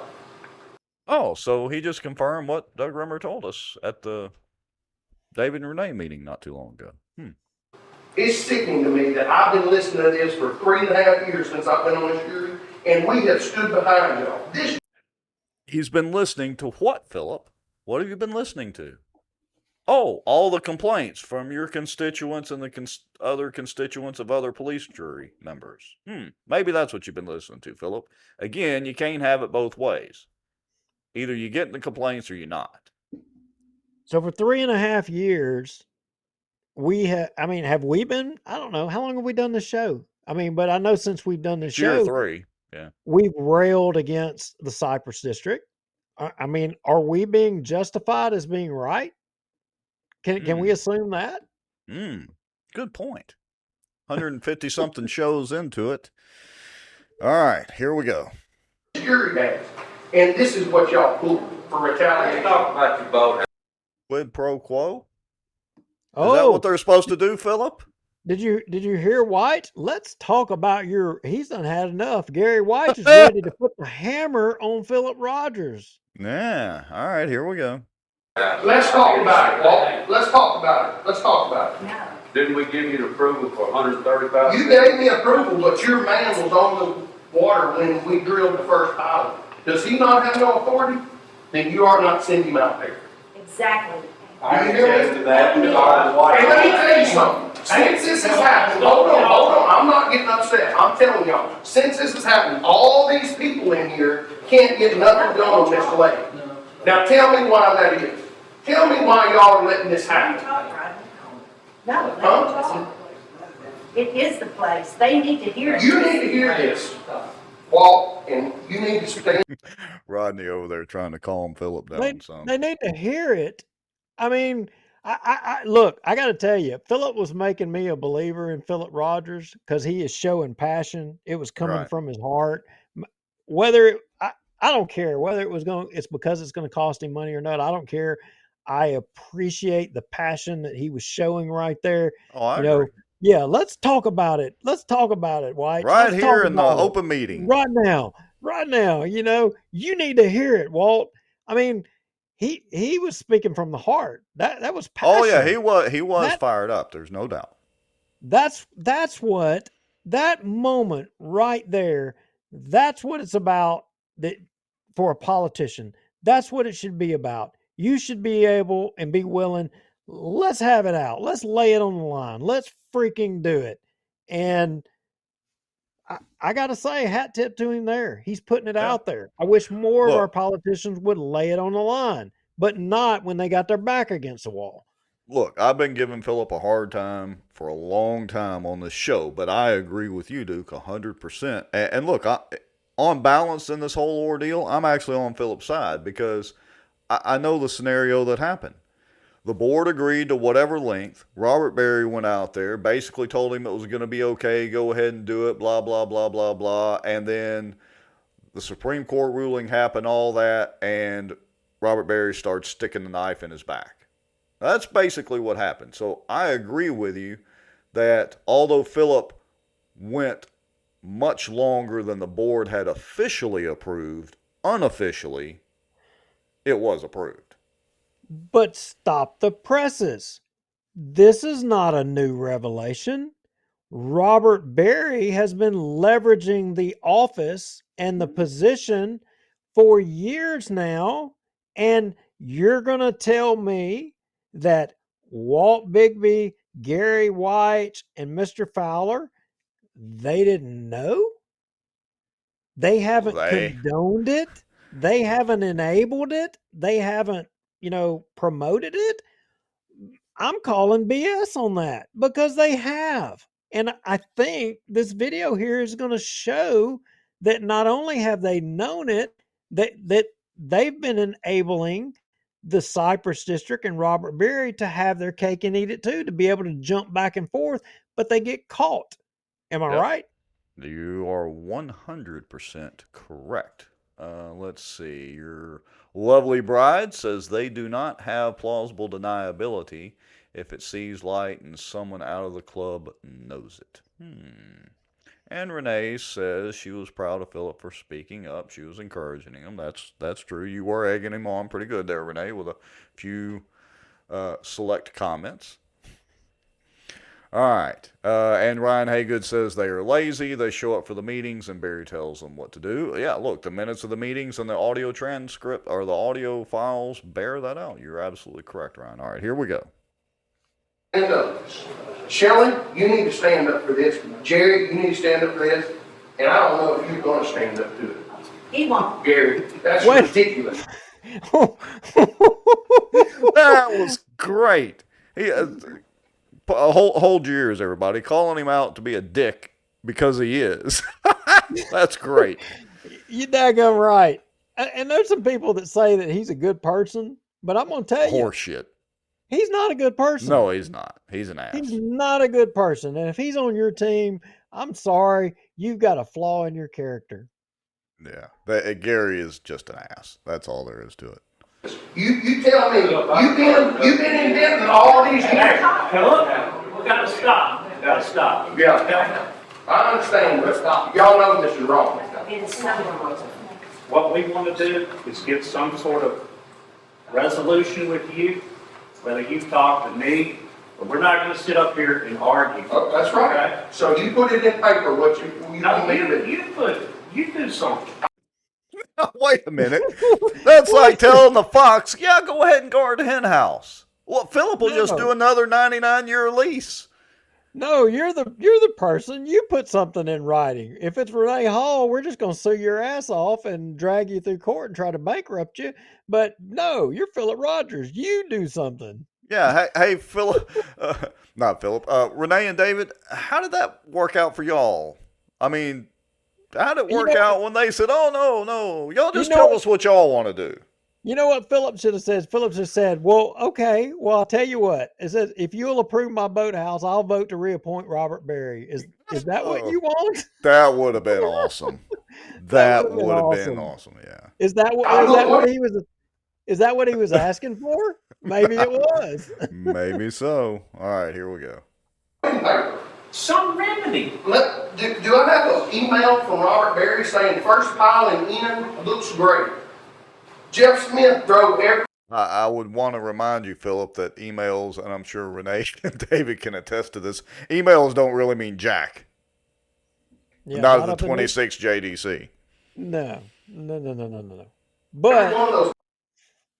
But I look, obviously, one of the board members' partner in a suite at the racetrack won't be the judge on this case, or probably can't be the judge on this case. I don't know. That would be a.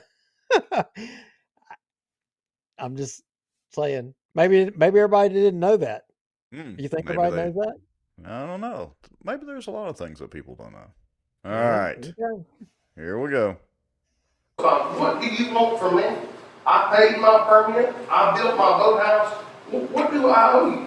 Your man was standing there when we drilled. Has been there 10 times since we drilled. Let me ask this question. Okay, so what you're, I just want to make Oh. sure that I'm hearing what you're saying. Okay. You're saying, hey, yeah, I might be 200 feet out. No, I'm 230 feet to the end of the boathouse. Okay, No, no, I'm not just 200. I'm 230, by God. That's great. And I got to say here, Kelly Long was pretty much the only adult in the room, so to speak, as far as the board was concerned. She actually was asking some pretty pointed questions. Well, in addition to the Ayers law firm, her being a lawyer and partners with a judge in Benton, or partners in a suite at the racetrack, that's what I'm told. I mean, I can see why she's suddenly being pointed and suddenly trying to get Philip on record, because I think she sees the writing on the wall that there's going to be litigation here, and this is going to Mhm. be a a big deal. Yep, a very big deal. All right, here we go. I'm 230 feet out, but I did that with the approval of Mr. Berry, which I took to mean was the board's approval, because he was there when the pilings were driven. That's your position. I just want to make sure I got it right. Yeah, that's my position. So that's your response to any complaints that have been made to the board, is I feel like I'm in compliance because Mr. Berry was there when it was done. I definitely feel that way. Okay? I mean, he's been there 10 times since I built that boathouse. This is retaliation is all this is. And I don't know why for me. I have done nothing to this board. Do you hear me? Nothing to this board for 3.5 years after all the. Let me reword that for you, Philip. I have ignored all the complaints and all the illegal things that this board has done for 3.5 years. There. Corrected that for you.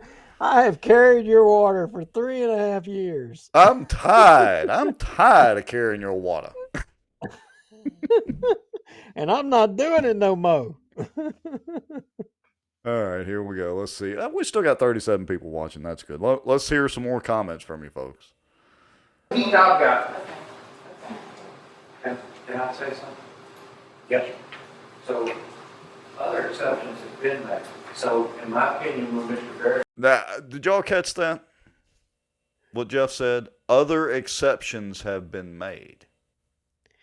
Meaning the contractor that's been doing work all over the lake for, permits that have said to be issued by this board, that other exceptions have been made to other projects. Well, how many exceptions have there been made, and who made those exceptions?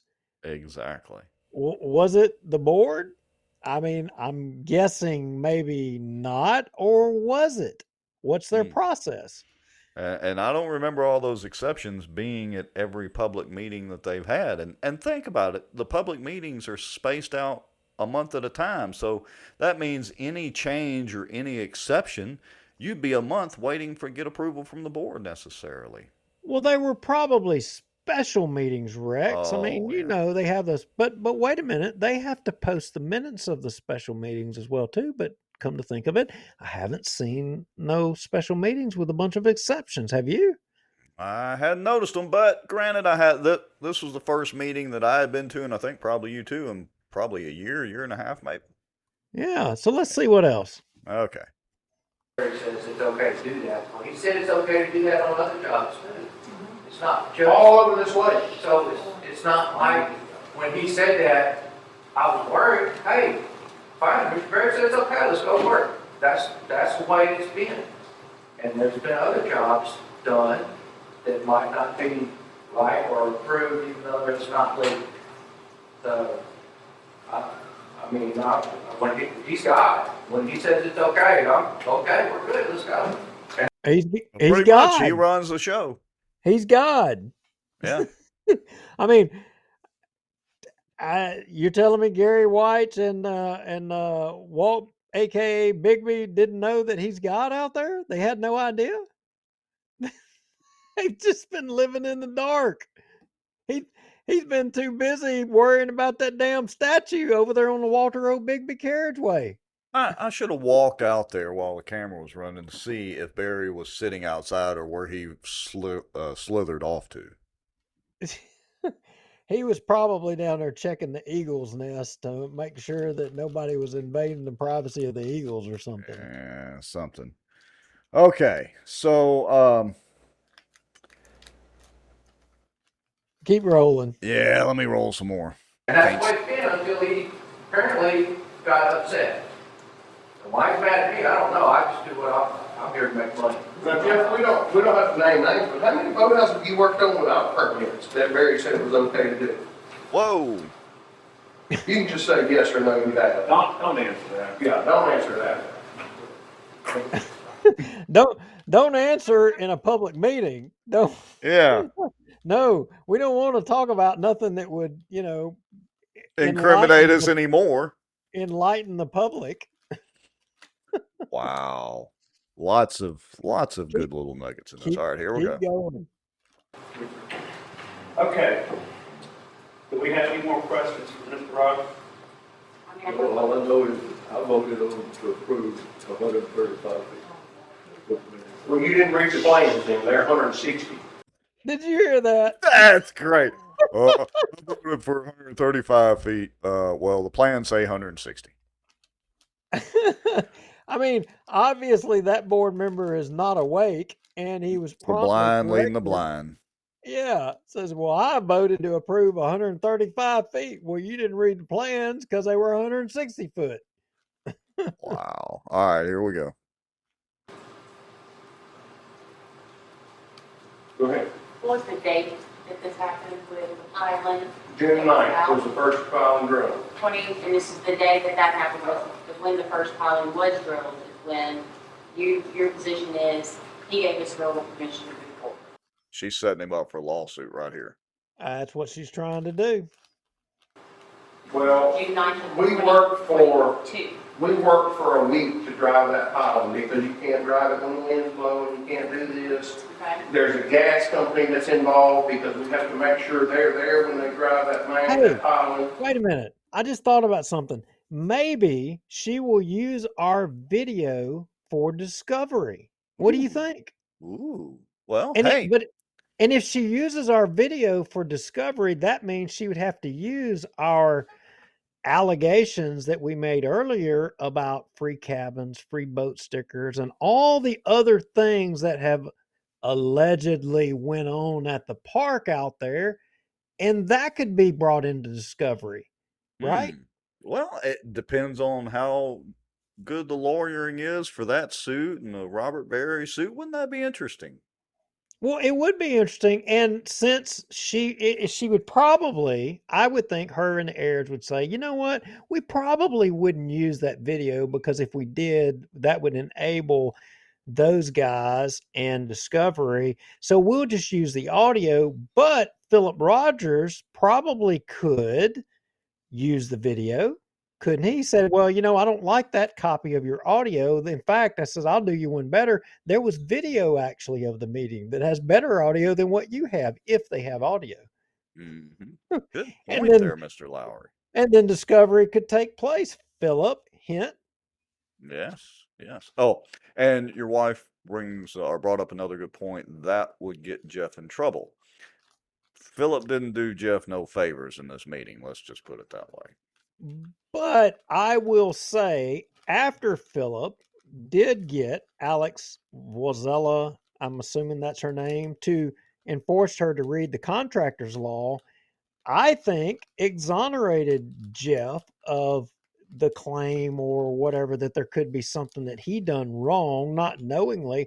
I can tell you, Jeff Smith is the hardest working freaking guy I know. I mean, Oh, yeah. and some people say I work hard, but I can tell you, I can't hold a candle to this guy. He put me on one of the hardest working jobs I ever did, hauling sod, and I'll never forgive him for it. Years ago, hurt my back. But I mean, Philip hands her hat to her here in a little bit, and I don't know if how far along you got, and you got that queued up, but let's play it. Here we go. Let's continue on for a second, and I'll look for that part. So it's not over their gas main. We worked together for a week. I have a screenshot where Robert says, on my way on June 9th to drill the first So pile. it was June 9th of 2022 that this That's happened. if my recollection is right. Okay. That's correct. How many feet out was the first pile drilled? It was in line with the two boathouses next to me. Because that's where we've been string at. We never measured it until you and Barry were over there 2 weeks ago measuring it. Never one time did Robert Berry come there and measure that boathouse. Because, you know why? Because the man from Center Point Energy said, you gotta be 20 feet away from this main, or you can't drive a pile in here. And then we drove 10 foot away from it, and the man was standing on the gas main and said, right there, don't drill it nowhere else. And it took 3 days to get those piles drilled, because the man couldn't be there, and Robert couldn't be there, and Jeff was there every day working until he could be there. Do you remember the man's name from Center Point? Steve All right. Matthews. Steve? The exchange between Philip and Alex is coming up here in just about probably 30 or 45 seconds, so I'm going to keep playing it. Matthew.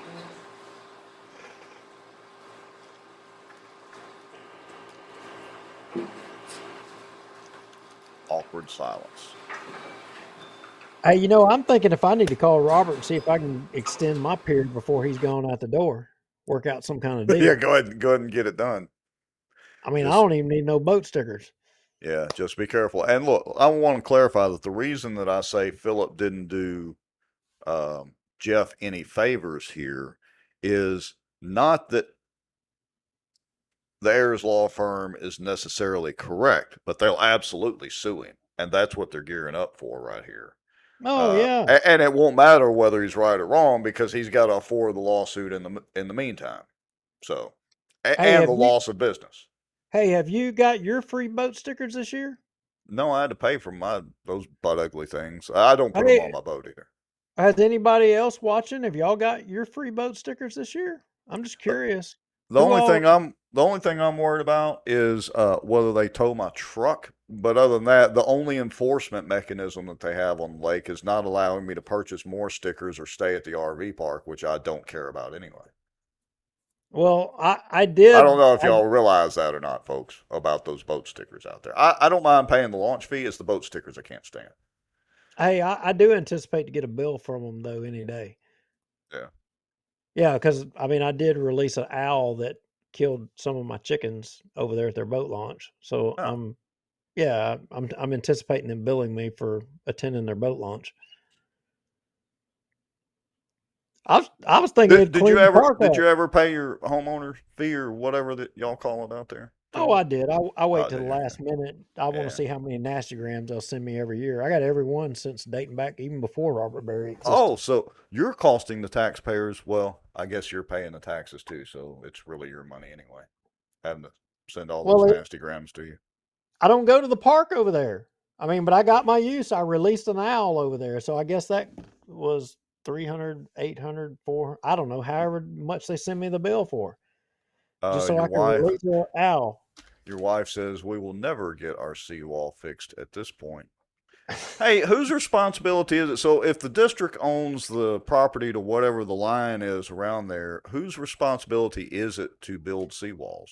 Now that's an interesting point because just thought of that. as you know, they have contracted a surveyor to come around the lakes and determine what the line is on all the lakes again. So in all actuality, where your property line is could potentially have changed. I think we should send a public information request out for the survey. I think Coil Engineering was contracted to do it. I think we should send a public information request and get the survey. Yeah, I mean, because arguably, if that's district property, they should be responsible for, containing the erosion and seawalls and all that. I mean, I'm no lawyer and I don't know, how that Well, falls under the law. here in just a minute, somebody at this meeting starts talking about the erosion and the fact that this board is saying that as the land that they're limiting people building seawalls and constructing because as they have erosion where the new water line gets, the Cypress district is gaining property. Yeah. That was I can't remember the exact words. It wasn't exactly those words, but that's what the gentleman was talking about. And it didn't really get into that discussion, but that's a big issue. So for everyone who owns property on Cypress or Black Bayou, as your land is eroding from the wakeboard boats and all of that, the Cypress district not enabling you to work on your seawalls and retain and improve your property and keep it up, they're enabling themselves to have a land grab. Basically, is what Well, the but way I understood it. yeah, and that's kind of my question is whose property technically is that? Well, they call it the meander line or whatever. Well, yeah, I mean, I know like the meander line you have on Bissano or whatever, and I know that there's a line or a I've heard the term feline or whatever, and I don't understand all the terminology.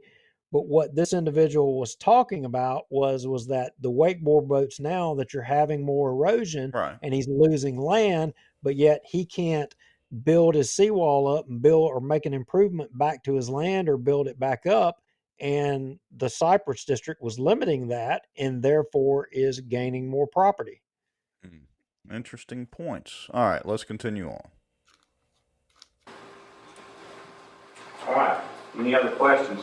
Well, yeah, there's a question. I'm a contractor on this lake. Am I not? Phil's like, we ain't done yet. I was approved and I wasn't approved and I am approved, so am I approved today to be on this lake? I don't know, Philip, about the contractor issue. If you'll give me some Well, time to what? figure it out. Wait a minute. They Yeah. issue the permits. If he don't know, well, who the hell knows? I know.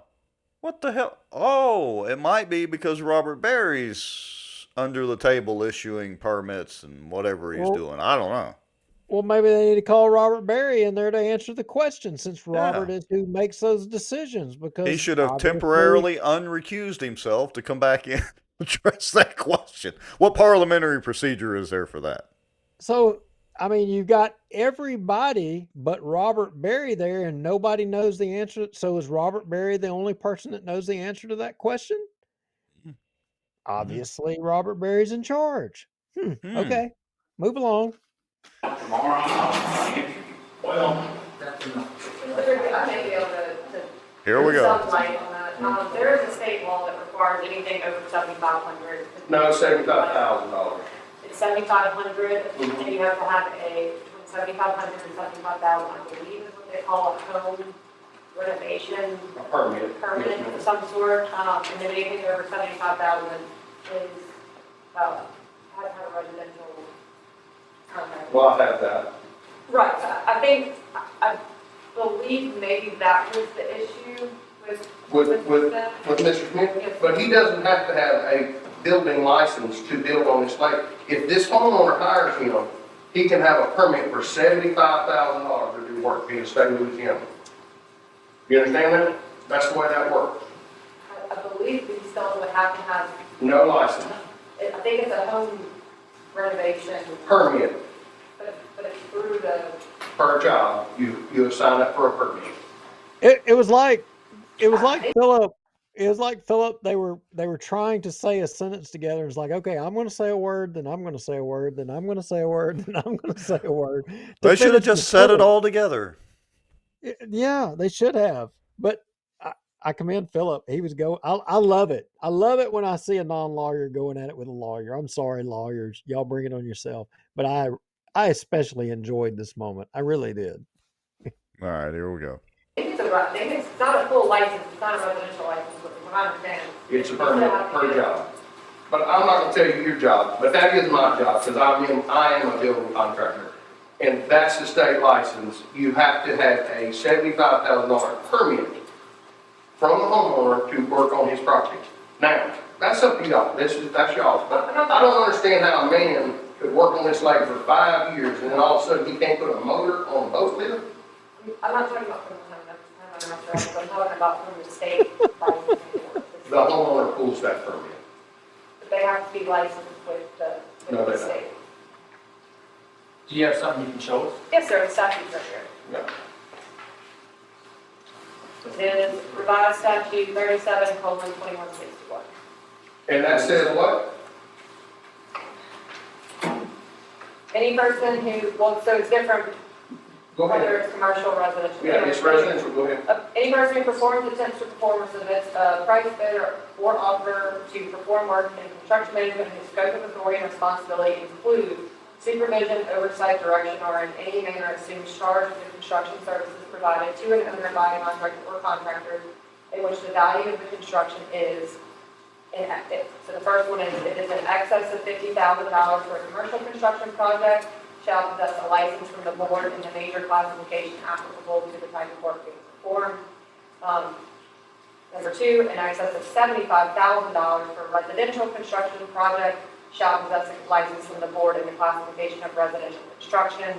And then in excess of $7,500 for a home improvement project, shall possess a license from the board in the classification of home improvement construction.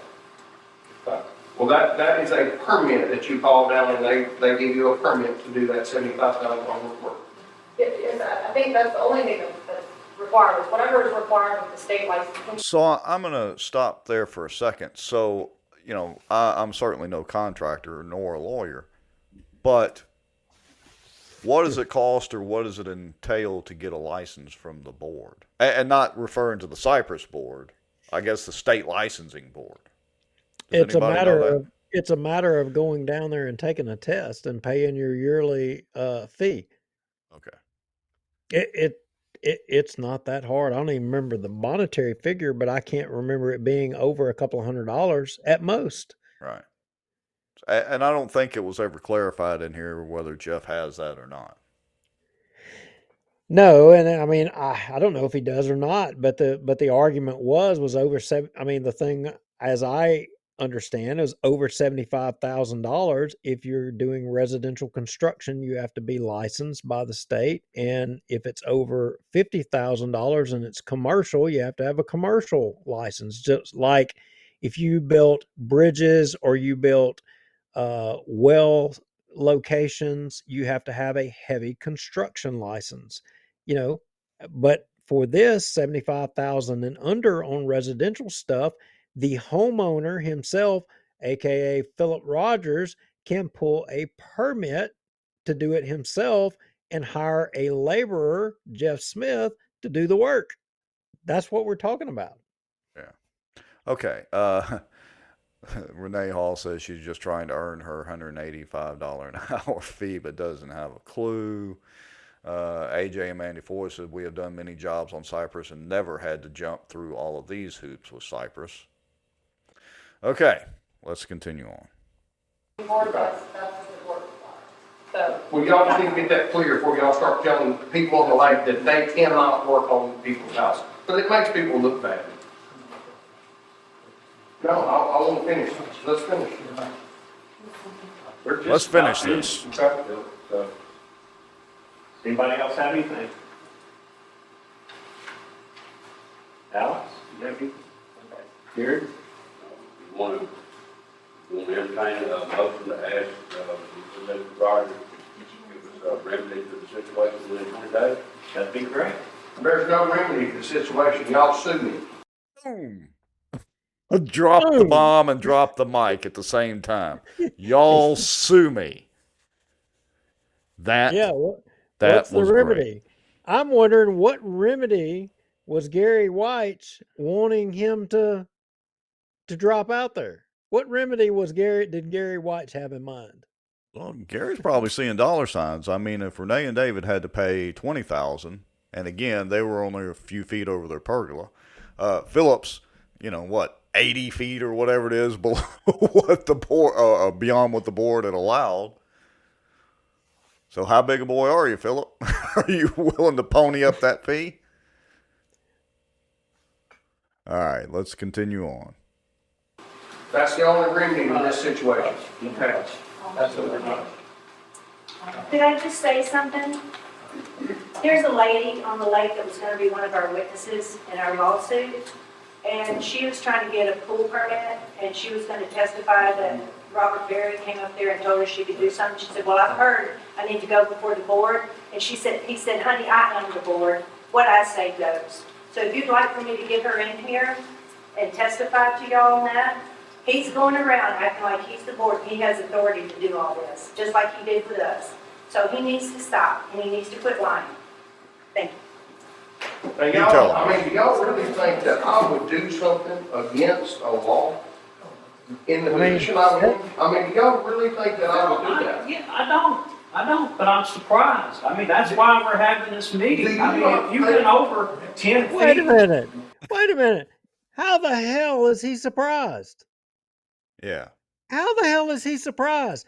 Has has him, White, and Fowler have they been, living on another planet for the last several I years? mean, they How is he act like we surprised? haven't covered all these or a lot of the shenanigans that are going on out there. If you're surprised, Mr. President, here, would you like the name and number of an individual who Robert Berry told somebody that you can go and literally get on anybody's pier? We own every pier on Cypress and Black Bayou. We own them. They're ours. You can do what you want to do. And they were tearing up a landowner's pier. Do you want the number of the individual? I'll gladly give it to you since you're so surprised and you have no idea and you're oblivious. Or maybe you want the names of free boat stickers, or maybe you want the names of free cabins. Would that surprise you? I'm thinking it wouldn't surprise you. Just how surprised are you? Huh. Maybe we should find out. Maybe so. Here we go. whatever, but this is 225 feet. You say 230. Do you I mean, no one measured the pier, no one went out there. Not one person but Robert Perry. And Shelley went out there 2 months ago when I asked her to extend my seawall. Wait a minute, I have another question. If the plans were for 160 feet, but it actually went 230, then that means that you would have had more supplies, more costs, right? Yeah. And at that point, when you noted the significant increase in the supplies or costs, at that point, did it infer, hey, wait a minute, I'm going out past and beyond the permit? I wasn't concerned with how much the boathouse cost. I wanted to go out. I wasn't concerned with how much the boathouse costs. He doesn't care if it's a $5,000 fee, folks, but he's starting to care now that he might be facing a fine in the high 5 or 6 figure dollar range. Well, that, in my opinion, was not the thing to say, but oh well, it's said now. Yeah, it said, and again, the only adult lawyer in the room there, apparently Kelly Long, is asking the right questions from the board's litigation perspective. All right, here we go. I'm sorry, I'm not long on Miss Long. I'm not saying I like her. I'm just saying she's at least asking the correct questions from the board's perspective to set Philip up. On Soccer Lake because I like Soccer Lake. I love Soccer Lake. No, I understand, but what I'm saying is that nobody ever measured it, so we didn't look at it, but you would have known by the increase in cost of the project, right? What do you mean? I would have known. Robert knew. I mean, Robert was there. Robert made the decision to go from boathouse to boathouse in full string. Is that true, Jeff? I mean, I didn't make that decision. And the Steve Matthews guy was there that day as well? The day the string was pulled? Yes. No, he was there the day the piling was drove, so we didn't drive it through the gas main. At 160 feet, there's a gas main, so you can't put 40 pilings over the top of it. 2021. So Mr. Matthews was there the next day when the pilings were drawn. Was anybody else there when you ran the measurement with Mr. Berry, besides Mr. Smith? You, Well, Mr. Smith, was that you, sir? I'm not sure who's come over there, but when we had the string pulled, Hang on, yeah, I watched them from day one Okay, across, I'm catty corner to them. So okay. I watched the whole thing every day from beginning to end. And the reason I did is because I wanted to know what was going to be possible for me to do. Okay. And I can tell you, Jeff did spend a considerable amount of time on Pier 1, the first one. And I can tell you that there were numerous work trucks, including Centerpoint there, multiple times. and J.T. Wallace is my neighbor, and I had to go on his back, so I explained to him what was going on. And like I said, if you sit on his back porch after the boathouse was built, my boathouse is right in his line of sight of the lake. But you know what JT said? Philip, that's your boathouse. That ain't none of my business what goes on over there. Now, I would have been unhappy with it, but you know what? JT said, hey, that's what y'all want to do. The gas line, boathouse, I understand. And then he also said, but you know, boats come in here at 40 miles an hour, and I'm glad it's out there. So boats don't come in this cove again like they did. Amen. You know, I second that. I just, Bingo. and I'm not gonna repeat myself. I don't. Yeah. And Bingo. there's some more good comments coming up here in about a minute and a half, 2 minutes also. Keep going. All right, here we go. Let's get to it. Don't understand what this is other than retaliation, really and truly. Because Robert was over there all the time, looking at this. After I got that permit, I come and got a retaining wall permit. Bruce Easterly was over there. I mean, do you think they didn't come out? Do you think I didn't get an engineer to put where that seawall goes? I mean, y'all act like y'all are oblivious to how this works. Robert goes to the job once or twice a week and checks on them. When Jeff left my job, he went across the street to drive one piling, and Robert shut him down because he didn't have a permit. Now, do y'all not know Robert goes to this lake every day and harasses people and hounds people? Harassing and hounding people. But they don't know. They're surprised. Oh yeah, Rex, they're shocked. You heard him say they're shocked. They're surprised. I mean, is it because they don't live on the lake and they just don't know that, all they care about is just keeping the taxpayers in check up here, or the servants that live on the lake? Here we go. I'm not gonna comment on that. Okay, well, he was there the whole time that boathouse was built, the entire time. And since it's been built, I have talked to him several times about things that I'm doing at that boathouse. Extending this, doing this, all the time. I call Robert. Robert, what do we need to do here? That's fine, just do it. Shelley went 2 months ago to extend the retaining wall. You don't need no permit. We used a permit last year. No, I'm not gonna do that. I'll pay the $250. So, I don't know, but I don't see a resolve here. I mean, if y'all think I'm in the wrong, I'm not. I would have never done something where I thought I was in the wrong. I'd have gone over 80 feet of which I'll approve, but I never did anything wrong. And my backup and my defense is Robert Berry, who literally left the building. Well, Philip is wrong. He says he's not wrong, but he is wrong. He's wrong because he didn't vote to reappoint Robert Berry. I mean, damn.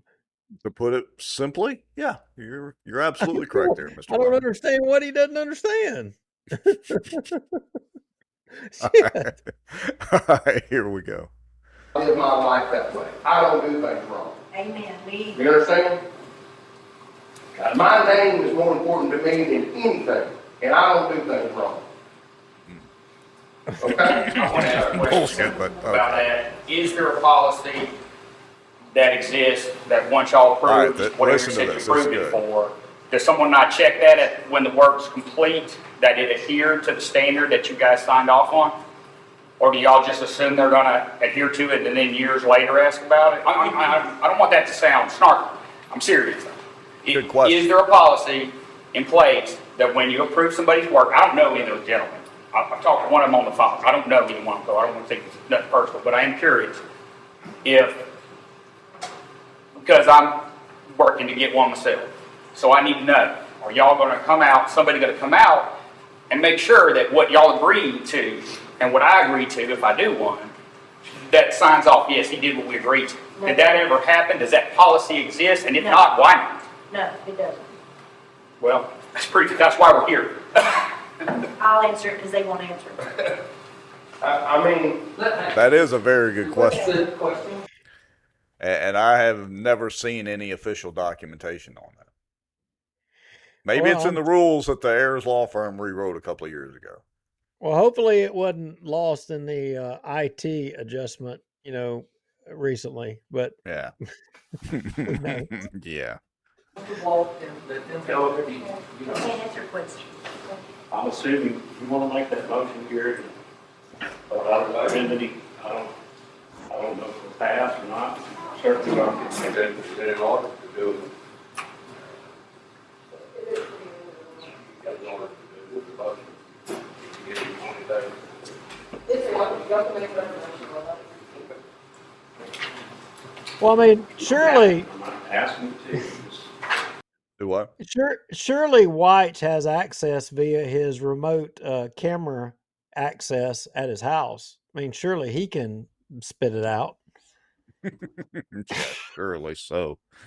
All right, let's see. Now, look, in full disclosure, there's another 20 minutes of this. So, do we want to go ahead and kind of summarize it and start wrapping this up, or you want to go another 20? Let's go through it. It's entertaining because there's highlight spots. I All think right. we can still enlighten people to other little things as we go along. Let's trudge through it. We got 40 people with us. Y'all put your seatbelts on. Here we go. you need to shut this down. I'm willing to talk to Philip, try to get something done about the motion. According to him, he's not interested in doing anything, so. Well, I mean, if it was y'all, what you think I should do? You think I should tear it down? I'm not gonna comment on that. I mean, do you think I should pay you money? I'm not commenting on that either. What money? They haven't even determined what the dollar amount is. And I want to. Well, I mean, it's. Does it depend on who you are as to what? He's not going to comment because we got to figure out. It depends on your standing and stature in society. There is no policy. Oh, wait a minute. No, you didn't answer that question. Whether there is anything in writing, you didn't answer that. Maybe there is, maybe there isn't. But maybe we have to figure it out on a case by case basis as to who you are, as to what policy or rules will apply to you. Okay. Mike Lombardino is watching, and we appreciate you watching, Mike. Mike asked the question: is anything in writing, or just he said, she said? The only thing that's in writing is the minutes of the meeting where they approved him going out to 160 feet or whatever. Other than that, it's not he said, she said. It's Robert said, Robert said. Pretty And much. then, yeah, AJ Manny Four said this board needs to be dismantled and staffed appropriately. No kidding. And Greg Bell says, is the sheriff deputy in the room getting paid to be there by the district, or is this his normal beat, knowing there is a good chance he could get some action? No, they pay him to be there. The district does. $30 an hour, I think. 4-hour minimum. All right, here we go. For more Robert's legal fees? I don't think so. I don't want any legal fees. We got enough legal fees. We sure do. That's the quote of the year. All right. It ain't Mr. stopped them Big, from can I this make a comment, please? Yes, sir. I'm kind of new to the area. My wife is, I I don't know if you state your name and address. I'm sorry, Lance Stanfield. I live on 1999 Wood Lake, in Wood Lake Ridge on Black Island. I applied to tear down a boathouse that was built in the 80s and build a new one in March. Went back in April to check on it. Was told that everything was fine. Come in a week before you're ready to start and we'll issue your permit. Well, when I went back the week before we were ready to start, I was told that we had to run it by the board first to see if the board had any issues. And it wasn't on the agenda today, that's why I was here. I was just wondering if that had been brought up to the board. No, sir. It's not on the agenda. I have to. This is great. Listen to this carefully. Okay, so what's my next step from here? Can I make a motion to put it on next month's agenda? Sure. Watch this. Put Lance Stanfield's request to tear down an old boathouse on his request for approval on the agenda for the next scheduled meeting. So that means I have to wait another month. We could do a special meeting possibly. It's just great. So I have to wait another month to find something out when they're literally all there. They could vote to just add him to the agenda. But he was told by just come in a week before you're ready to start and we'll get it done. And Right. then when he does that, then he's told, well, we got to run it before this next meeting. And then it's not in this meeting. And then, oh, we'll do it next month. Gladly Okay. pay you Tuesday for a hamburger today and bring 2 hamburgers. Yeah. I mean, look, we're the board. You'll do what we Yeah. say we do. I All mean, right. just who are you?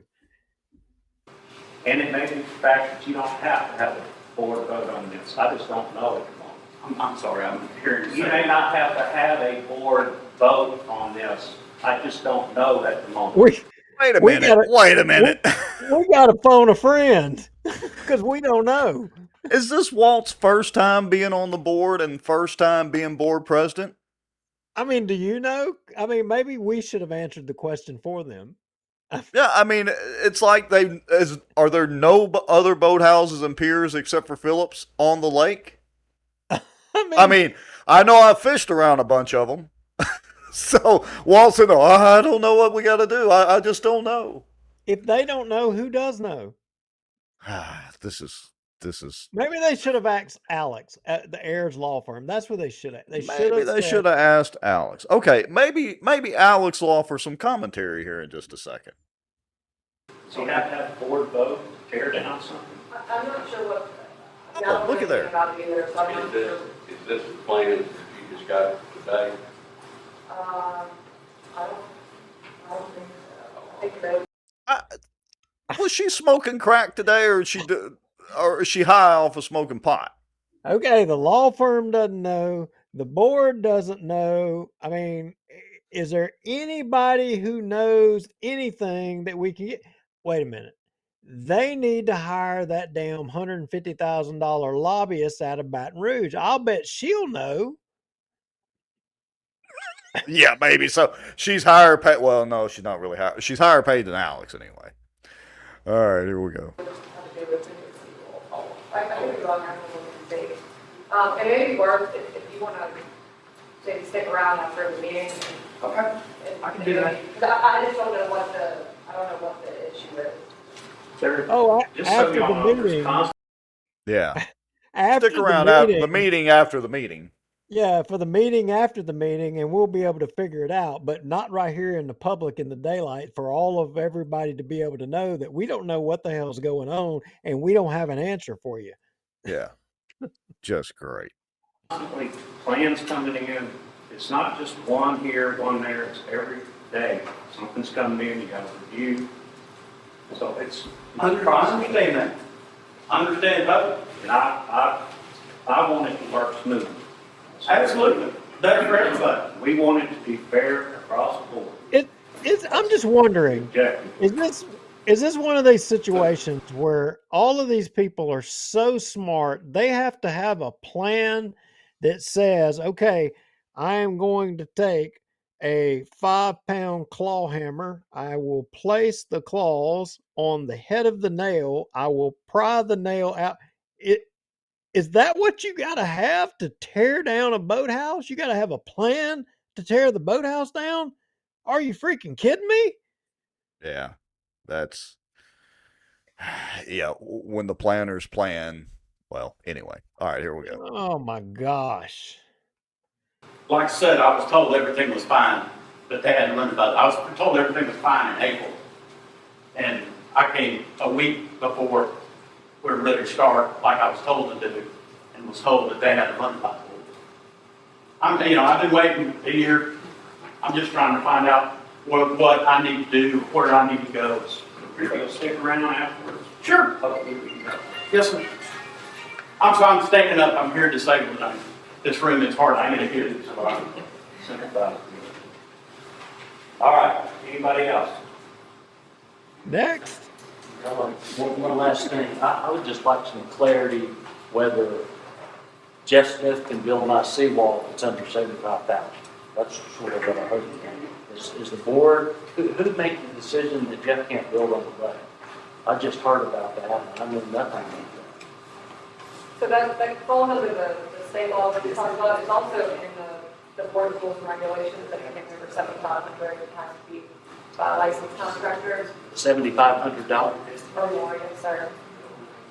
Now, I am not, obviously, I don't know the intricacies of all the, what licenses and things are required, but I do know that there is a threshold that's required by the state.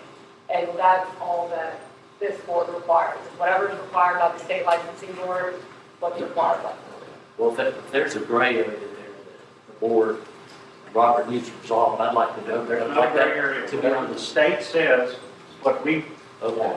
Right. So, start out. Wait, I think we have to do, I don't think that we can create the state law. We follow what the state law is. Start now. Yes, start now. Wait a minute. We follow the Okay. state law, and Philip says starting now. That's great. Starting now, we're going to follow state law. Well, that makes all the sense in the world. Yeah. Maybe they just had the revelation that there's state law. I mean, Yeah. okay. That's great. Wait a minute. No, wait a minute. I've heard the same before. Ignorance of the law is no excuse. So, News. okay, yeah, no, that won't work either. Huh. Start now. Well, I've done seawalls, and, there was a problem with Mr. Berry when I did them. And they were over $7,500. I mean, I think that's the thing. Y'all have been listening to Robert so long, y'all know what's going on. I mean, this man's been building boathouse and seawalls on this lake for 6 years. And now we're gonna just green off today? Without a contractor's license. With or without one. He don't have a contractor's Has license. he ever had one? Never has. Okay, so the thing is that that's now being brought out in a public meeting in front of all of the commissioners. Okay. We are now put on notice that he does not have a contractor's license. The state statute says that this is the state requirement. We're a subdivision or a political subdivision. We have to follow that. Okay. And so we can't, I mean, I think it's less than acceptable. Let me pause right there, just so you know, Ryan Haygood, that's where she's the adult in the room speaking legally. And that's where Philip didn't do Jeff any favors. The law is clear. Go ahead. Except him getting a contractor's license, I don't know that there's anything else that we can do. Well, all I'm saying is, y'all need to research that, because if a homeowner does work on his property, he can hire Mr. Smith up to $75,000. And that's it. There is a homeowner's exception, but it's on the homeowner's own property. Right. Oh. Did you hear that? Yeah. It's on the homeowner's own property. And the problem is, that's what I was alluding to earlier. The problem is, that's on district property. Now, I guess you could make the argument that the pilings and the boathouse itself is the owner's property. See, that's where the gray area is going to be in the law. Well, I don't know. I mean, you pay the landowner fee, and on Cypress it's a little bit different to have that boathouse. I mean, that is your property and enables you to be able to put that property on that piece of property. You lease it per se. And Robert Berry has a different perspective. Robert Berry thinks that he owns all the property, that people put on the Cypress District property that they pay a lease for, which yeah, according to his theory, I could just get out of my boat and walk out on your dock and fish off your dock if I wanted to. I mean, if you want to jump up there and take you a big country dump, then by all means knock yourself out. But I tell you what, if I see you, it's going to be some Fifth City, and probably somebody's going to go to jail after they take a bath. I know from fishing all these years and the law that, I can fish around your dock. You don't own the water around your dock, but I can't get out on your dock without permission. It's basically trespassing. I love AJ Mandifoy's comment. Mr. Berry has ruled over these people with a legal narcissistic rule. Couldn't put it better. Yeah, no kidding. All right, here we go. Just a question on that for my clarification. In our policy and procedure now, our legal counsel put together, it says an estimated total cost of proposed constitution and construction, and if the total cost exceeds $7,500, supporting documentation that the contractor performing the work is licensed and insured in the state of Louisiana. These are the policies and procedures that you revised, that we voted on, that we've been working with for about at least 2 years now. That is not an error, is it? Is that in accordance with state law? Yes, sir, That's the same thing that she just read. As to the state. And I do think there is a difference. I think 75,000 or above is an actual residential license. I think there's something like a homeowner a home renovation. Wait a minute, what? Maybe is what it's called. There's something. Did Fowler just call out the high-paid law firm of Ayers Shelton and say, "Wait a minute, did you help us draw this policy up or something?" So he just acknowledged that maybe there is something in writing, and he just called them out to say, "Are you telling us maybe there's another part to this or an exception?" We need to look up those Cypress district policies and procedures, see if that's on their website, or do a info request on that. Ryan Haygood, Fifth City, you're scary, Duke. Fisticuffs. He's a pugilist. Yeah. Hey, All right. I still got to hop in my step, old boy. Here we go. From 7,500 to 75,000. That I can't remember what it's called. But it is something you have to get through the state. Is that in addition to being a licensed contractor or in lieu of being a licensed contractor? So there's different levels. There's from 7,500 to 75,000. It's still something, I don't think it's called technically a license. I think it's a certificate or registration, something with the state licensing board. Permit. Permit. That the permit office gives you. So I can do a job for $7,500 or less. I think that's what Nobody knows. I'm not aware of any requirements. We're making law here. 2 lawyers in the room, and nobody knows for sure. And the law firm, the high-paid heirs law firm, I mean, we don't give a shit. Hell, we'll create some law right here. Yeah, it's a permit. Hell, let's put it in writing. Yeah. I think the only difference here is whether or not just Jeff, anybody is considered a licensed contractor on the job. Or, like you said, they're just hiring him to pick up boards. But hey, I mean, you know, Walt Fowler and Mr. White, I mean, y'all I mean, hell, y'all what do y'all know? Y'all have to ask somebody. Y'all got to phone a friend here. Hey, I know what they should do. They can just settle it in court like they do everything else. I mean, it's taxpayer money anyway to pay theirs law firm. Yeah, there you go. So Start suing. Your application of the law to everybody, including the Halls and all the other landowners across the lake, have you been applying it out of ignorance? Have you been applying it out of Evenly and fairly? Have you been applying it, you know, with bad legal advice? I'm dying to know. And as Philip said, the police jury has backed them all the way, every time, on everything.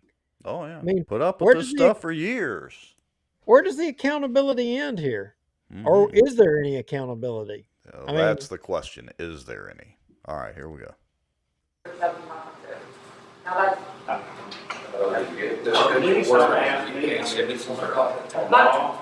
my recommendation would be to talk to the state licensing board and see, because that's what this board requires. Whatever the state requires is what. I mean, if I gotta go fix a boat lift motor for $300, am I supposed to go get a permit and have a license?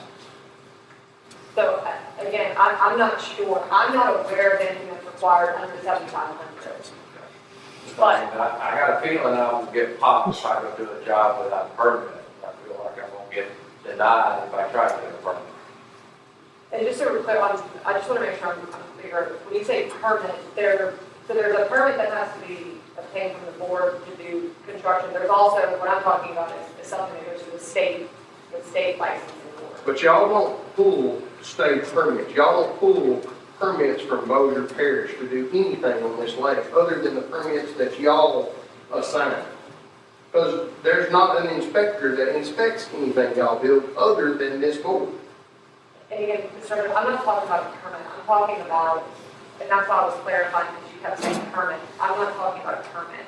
What I'm talking about is what's required under the statute with respect to the I state mean, licensing. this is making my head hurt. That is what this board, that It's is like back and forth, tit for tat, wham, This is wham, wham. this is word salad. I mean, It is. and Alex Vozella is spinning like she's a top. I mean, good grief. Yeah, spinning rice round, baby, rice round. what that Keep requires, going. the rules and regulations that requires a licensed contractor for anything over 7,500. That's what that's regarding to. So whatever is required from them is what's required to do the work. Now, in order to build a, construct a boathouse, we still have to get a permit from the board to do that work as well. I just wanted to clarify that. Okay, you got to move this up to 2 times speed. We got to get through this. Any other questions? Anything from the audience? Okay, I don't think it's a general question, it's not to you now, and I know Jeff. So what you're saying, Jeff's question to you was, I believe, if he goes to do some work, someone calls him and it's below $7,500, he can do the work on the lake, and he just has to get the permit from y'all, but as long as it's under $7,500, he can do the work, what you're saying according to the statute. I believe so. I'm not sure. But I'm trying to be rude to you. Yeah. You're the attorney, you're supposed to know, that's what this board is paying you to do, that's what our taxpayers are paying you to do. So you have a statute in front of you, correct? Correct. And the way you read it to me, I understand. And tell me if I'm wrong, because I could be wrong. I've been wrong a lot in my life, I promise you.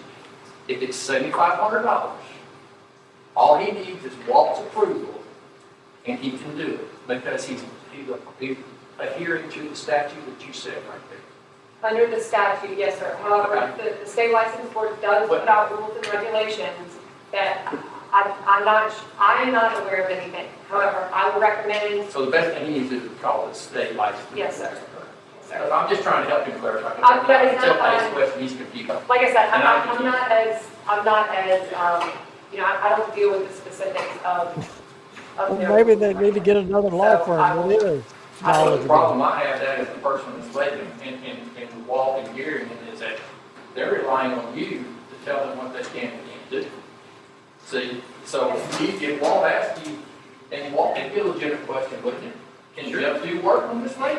And he asks you that, and you go, basically you're going, I don't know. I can just tell you this. No, sir, I'm not an attorney, so I can't advise him. But aren't you So, Walt's attorney? So Walt, you asked her if he can do work at such a company. We're gonna get clarification. Okay, thank you. I can't say it's gonna be tonight. No, I understand that, you need to go on. But that just is his, for his case, he's trying to make a living. Walt, I got a question. Yeah. Rex Moncrief down in Bossier City. So let's assume, and it's a dangerous word, but let's assume that any contractor has followed the state licensing requirements and the statutes. Is there anything that would stop the board from approving a contractor at that point? Because you just said repeatedly that y'all follow what the state statute is. So assuming that any contractor has followed and done that, then it sounds to me like the board just signs off on them and approves it, correct? Is that the procedure, or is there a written procedure for that? And when do y'all decide that? Is it an open meeting, or how do y'all decide that? I can tell you, we don't decide anything in private, so I'm not sure I understand your question. But wait till after the meeting. Because I want to make sure I Get have with it us right. after the meeting. So your first question is if a contractor meets all the license requirements as stated in the state statute and our policies and procedures, then they should be able to come in and do any work over 7,500 or 75,000, just whatever's in accordance with their state licensing. Correct. They should be able to come in here to a meeting, ask for approval, and y'all should rubber stamp it, assuming they followed everything the state says. Right, okay. And then the second part of the question, now I need to hear the second part. And the second part of the question is, to restate it, when do y'all approve that? Is it in open meetings, or how is that, how are contractors approved or not approved to do work on the lake? Do y'all email each other? Is it a walking quorum? I mean, what do y'all do? I don't believe there's any approval process. The licensing thing is a prerequisite. Well, You have a wait a license. minute. You see where I was headed with that, right? Oh yeah, yeah, and it was awesome. You hit it out of the park. I don't think there's an approval process. The freaking law firm said I don't think there's an approval process. And we got them on record saying it. It's great. Yeah. Good grief. Oh, that's great. All right, so here we go. Put in to ask for a permit to do the work, but the licensing thing is it's just a prerequisite. There's no, like, Yeah, you don't have to be process. you don't have to petition to be an approved contractor. So what that means is all this horse shit that Barry's been putting these contractors through, now the board has a real problem. Yeah. They've got a real problem. I mean, because either you have to be approved or you don't have to Or be you don't. approved. One of the two. Pick your side. All right, here we go. Okay. But I just wanted, that's exactly what I needed to know on the record. Thank you. That's correct. Yeah, good. They've never done that, as long as now, there's still a permit process to get the actual permit to do specific, to do whatever project it is. But there's nothing special that a particular contractor would have to do, is that correct? Assuming they followed everything? That statute, they should, yes, as long as they have followed that statute and have their proper licensing board. If you, Mr. Moncrief, said, I'm licensed and I have my license pursuant to the state statute, you should be good to go. Thank you. I think what really trims what the basic contractor down is that, the driving part, who can drive pilots, there's not very many people that can drive pilots, or, they're good. So Gary's trying to soften the blow there that, what keeps a bunch of people from being contractors on the lake is the ability to drive pilots, not the complications with Robert Barry. Here we go. Isn't there, I thought there was on your website a list of contractors that are approved to do work on the lake. I believe there's a list that y'all have on there, just suggestions that people want to do. Okay, so that wasn't, these are the only ones that can, okay. Because it stated, it seemed that way, the way it was stated. I'm just saying. I'm trying to look it up. Three of us on the list. We're almost through, folks. Okay. Doesn't seem like we're getting very far with this meeting, so. Oh, yeah, we are. Questions? Oh no, Walt. Yeah, we thank you, Walt. You did a superb job of leading that circus, so we would have plenty to talk about tonight. Yeah, this Anybody goes for you. audience to us? Like somebody make a motion to adjourn?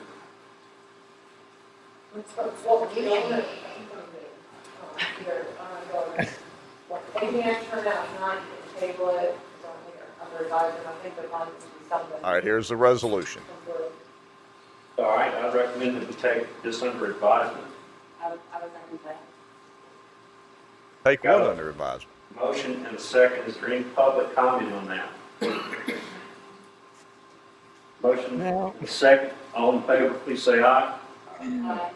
Opposed? Motion carries. All right, and then they just did the motion to adjourn. I just can't. So, Rex, after the meeting, though, the fellow that wanted to tear down the boathouse, did they have a meeting afterwards to determine whether he could tear down his boathouse? I don't think they did, but granted, I didn't stick around. Well, wait a minute. As I understand it, sources say that Robert Barry had already, or there was an email produced that he had already approved it the Friday before this meeting. Really? And that it wasn't the board that approved it. So, which is it? Does the board actually make approvals or do they not? Yeah. Can't have it both ways. Apparently, they've been having it both ways for years. But not anymore. All right. So we still have 35 people watching, 35 very dedicated Bossier watchers to sit through that circus. But I am glad you wanted to go through with the whole thing and finish it because, well, it was entertaining, especially if you were there in the meeting. Yeah, no doubt. It was very telling about the dysfunction of the Cypress district. And I got to say, as somebody that lives on the lake, Gary White, you should resign.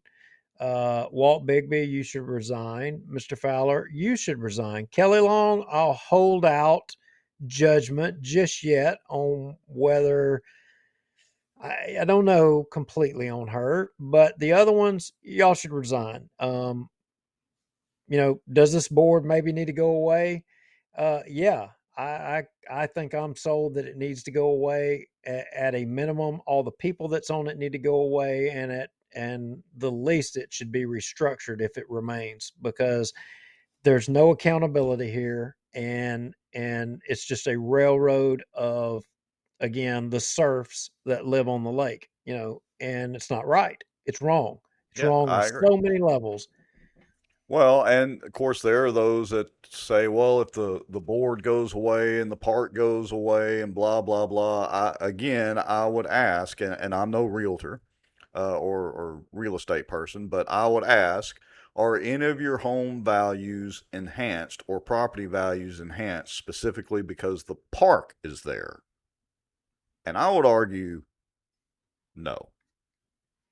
No, I it does nothing for me. People can say what I have friends, and I'm going to make them mad, in which I apparently have a habit of making people mad. That's fine, and I wear my Jeff Gordon hat proudly. But I will say, you know what? The board is not of a benefit to me. I mean, the park is no benefit to me. I Yeah. mean, as far as I'm concerned, you know what? I do not want to see it turn into another subdivision. I got a better idea. Let's make it into a cemetery. I'd be in favor of being We're buried making. there. When I pass, you can bury me out Oh, there in the I thought woods. you were talking about all the skeletons that are in the closets now can come out and we can bury those skeletons out there. No, I didn't think of that. I was thinking in another direction, but that's a good point. That's a good Yeah. point. Yeah. All right. Well, we appreciate everybody watching. I do want to put up one thing. Renee Hall says, are you going to mention about the state law and ethics law? We've actually already posted about that. That says once he's removed, he cannot be an employee for 2 years. Robert Berry, we have a specific post addressing that. So go check it out and comment on it. And I put that it was shared by some Bossier watchers. And, well, you know who you are. Yeah, and Rex, here's the thing. People watching this show, we show things on this show that are in our opinion violations of the law, and that ethics board complaints, that people could make complaints. I mean, if we did it on everything that come across in front of us, we'd spend all of our time filing complaints. Right. We can't do it all. Kind of the way we view it is it's our responsibility to put the information out there for people to consume. And if they see it and they understand it and they think like we do that it's a violation, somebody needs to take that information and move with it. We're putting it out there on record. It isn't your name out there that's saying that it happened. We're saying it. We're throwing the rocks out in the water. How big is the ripple going to get? And not many ripples take place when they Right. should. When you Right. when you post a video of a government asset that is allegedly being used on private property, um, you know, I mean, and nobody, not Yeah. law enforcement, nobody says a word. I Yep. don't know. That's a little bit discouraging.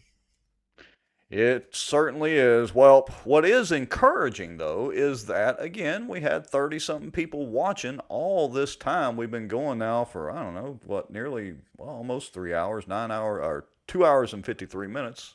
Still not a record, but one of our longer shows. We appreciate everybody watching.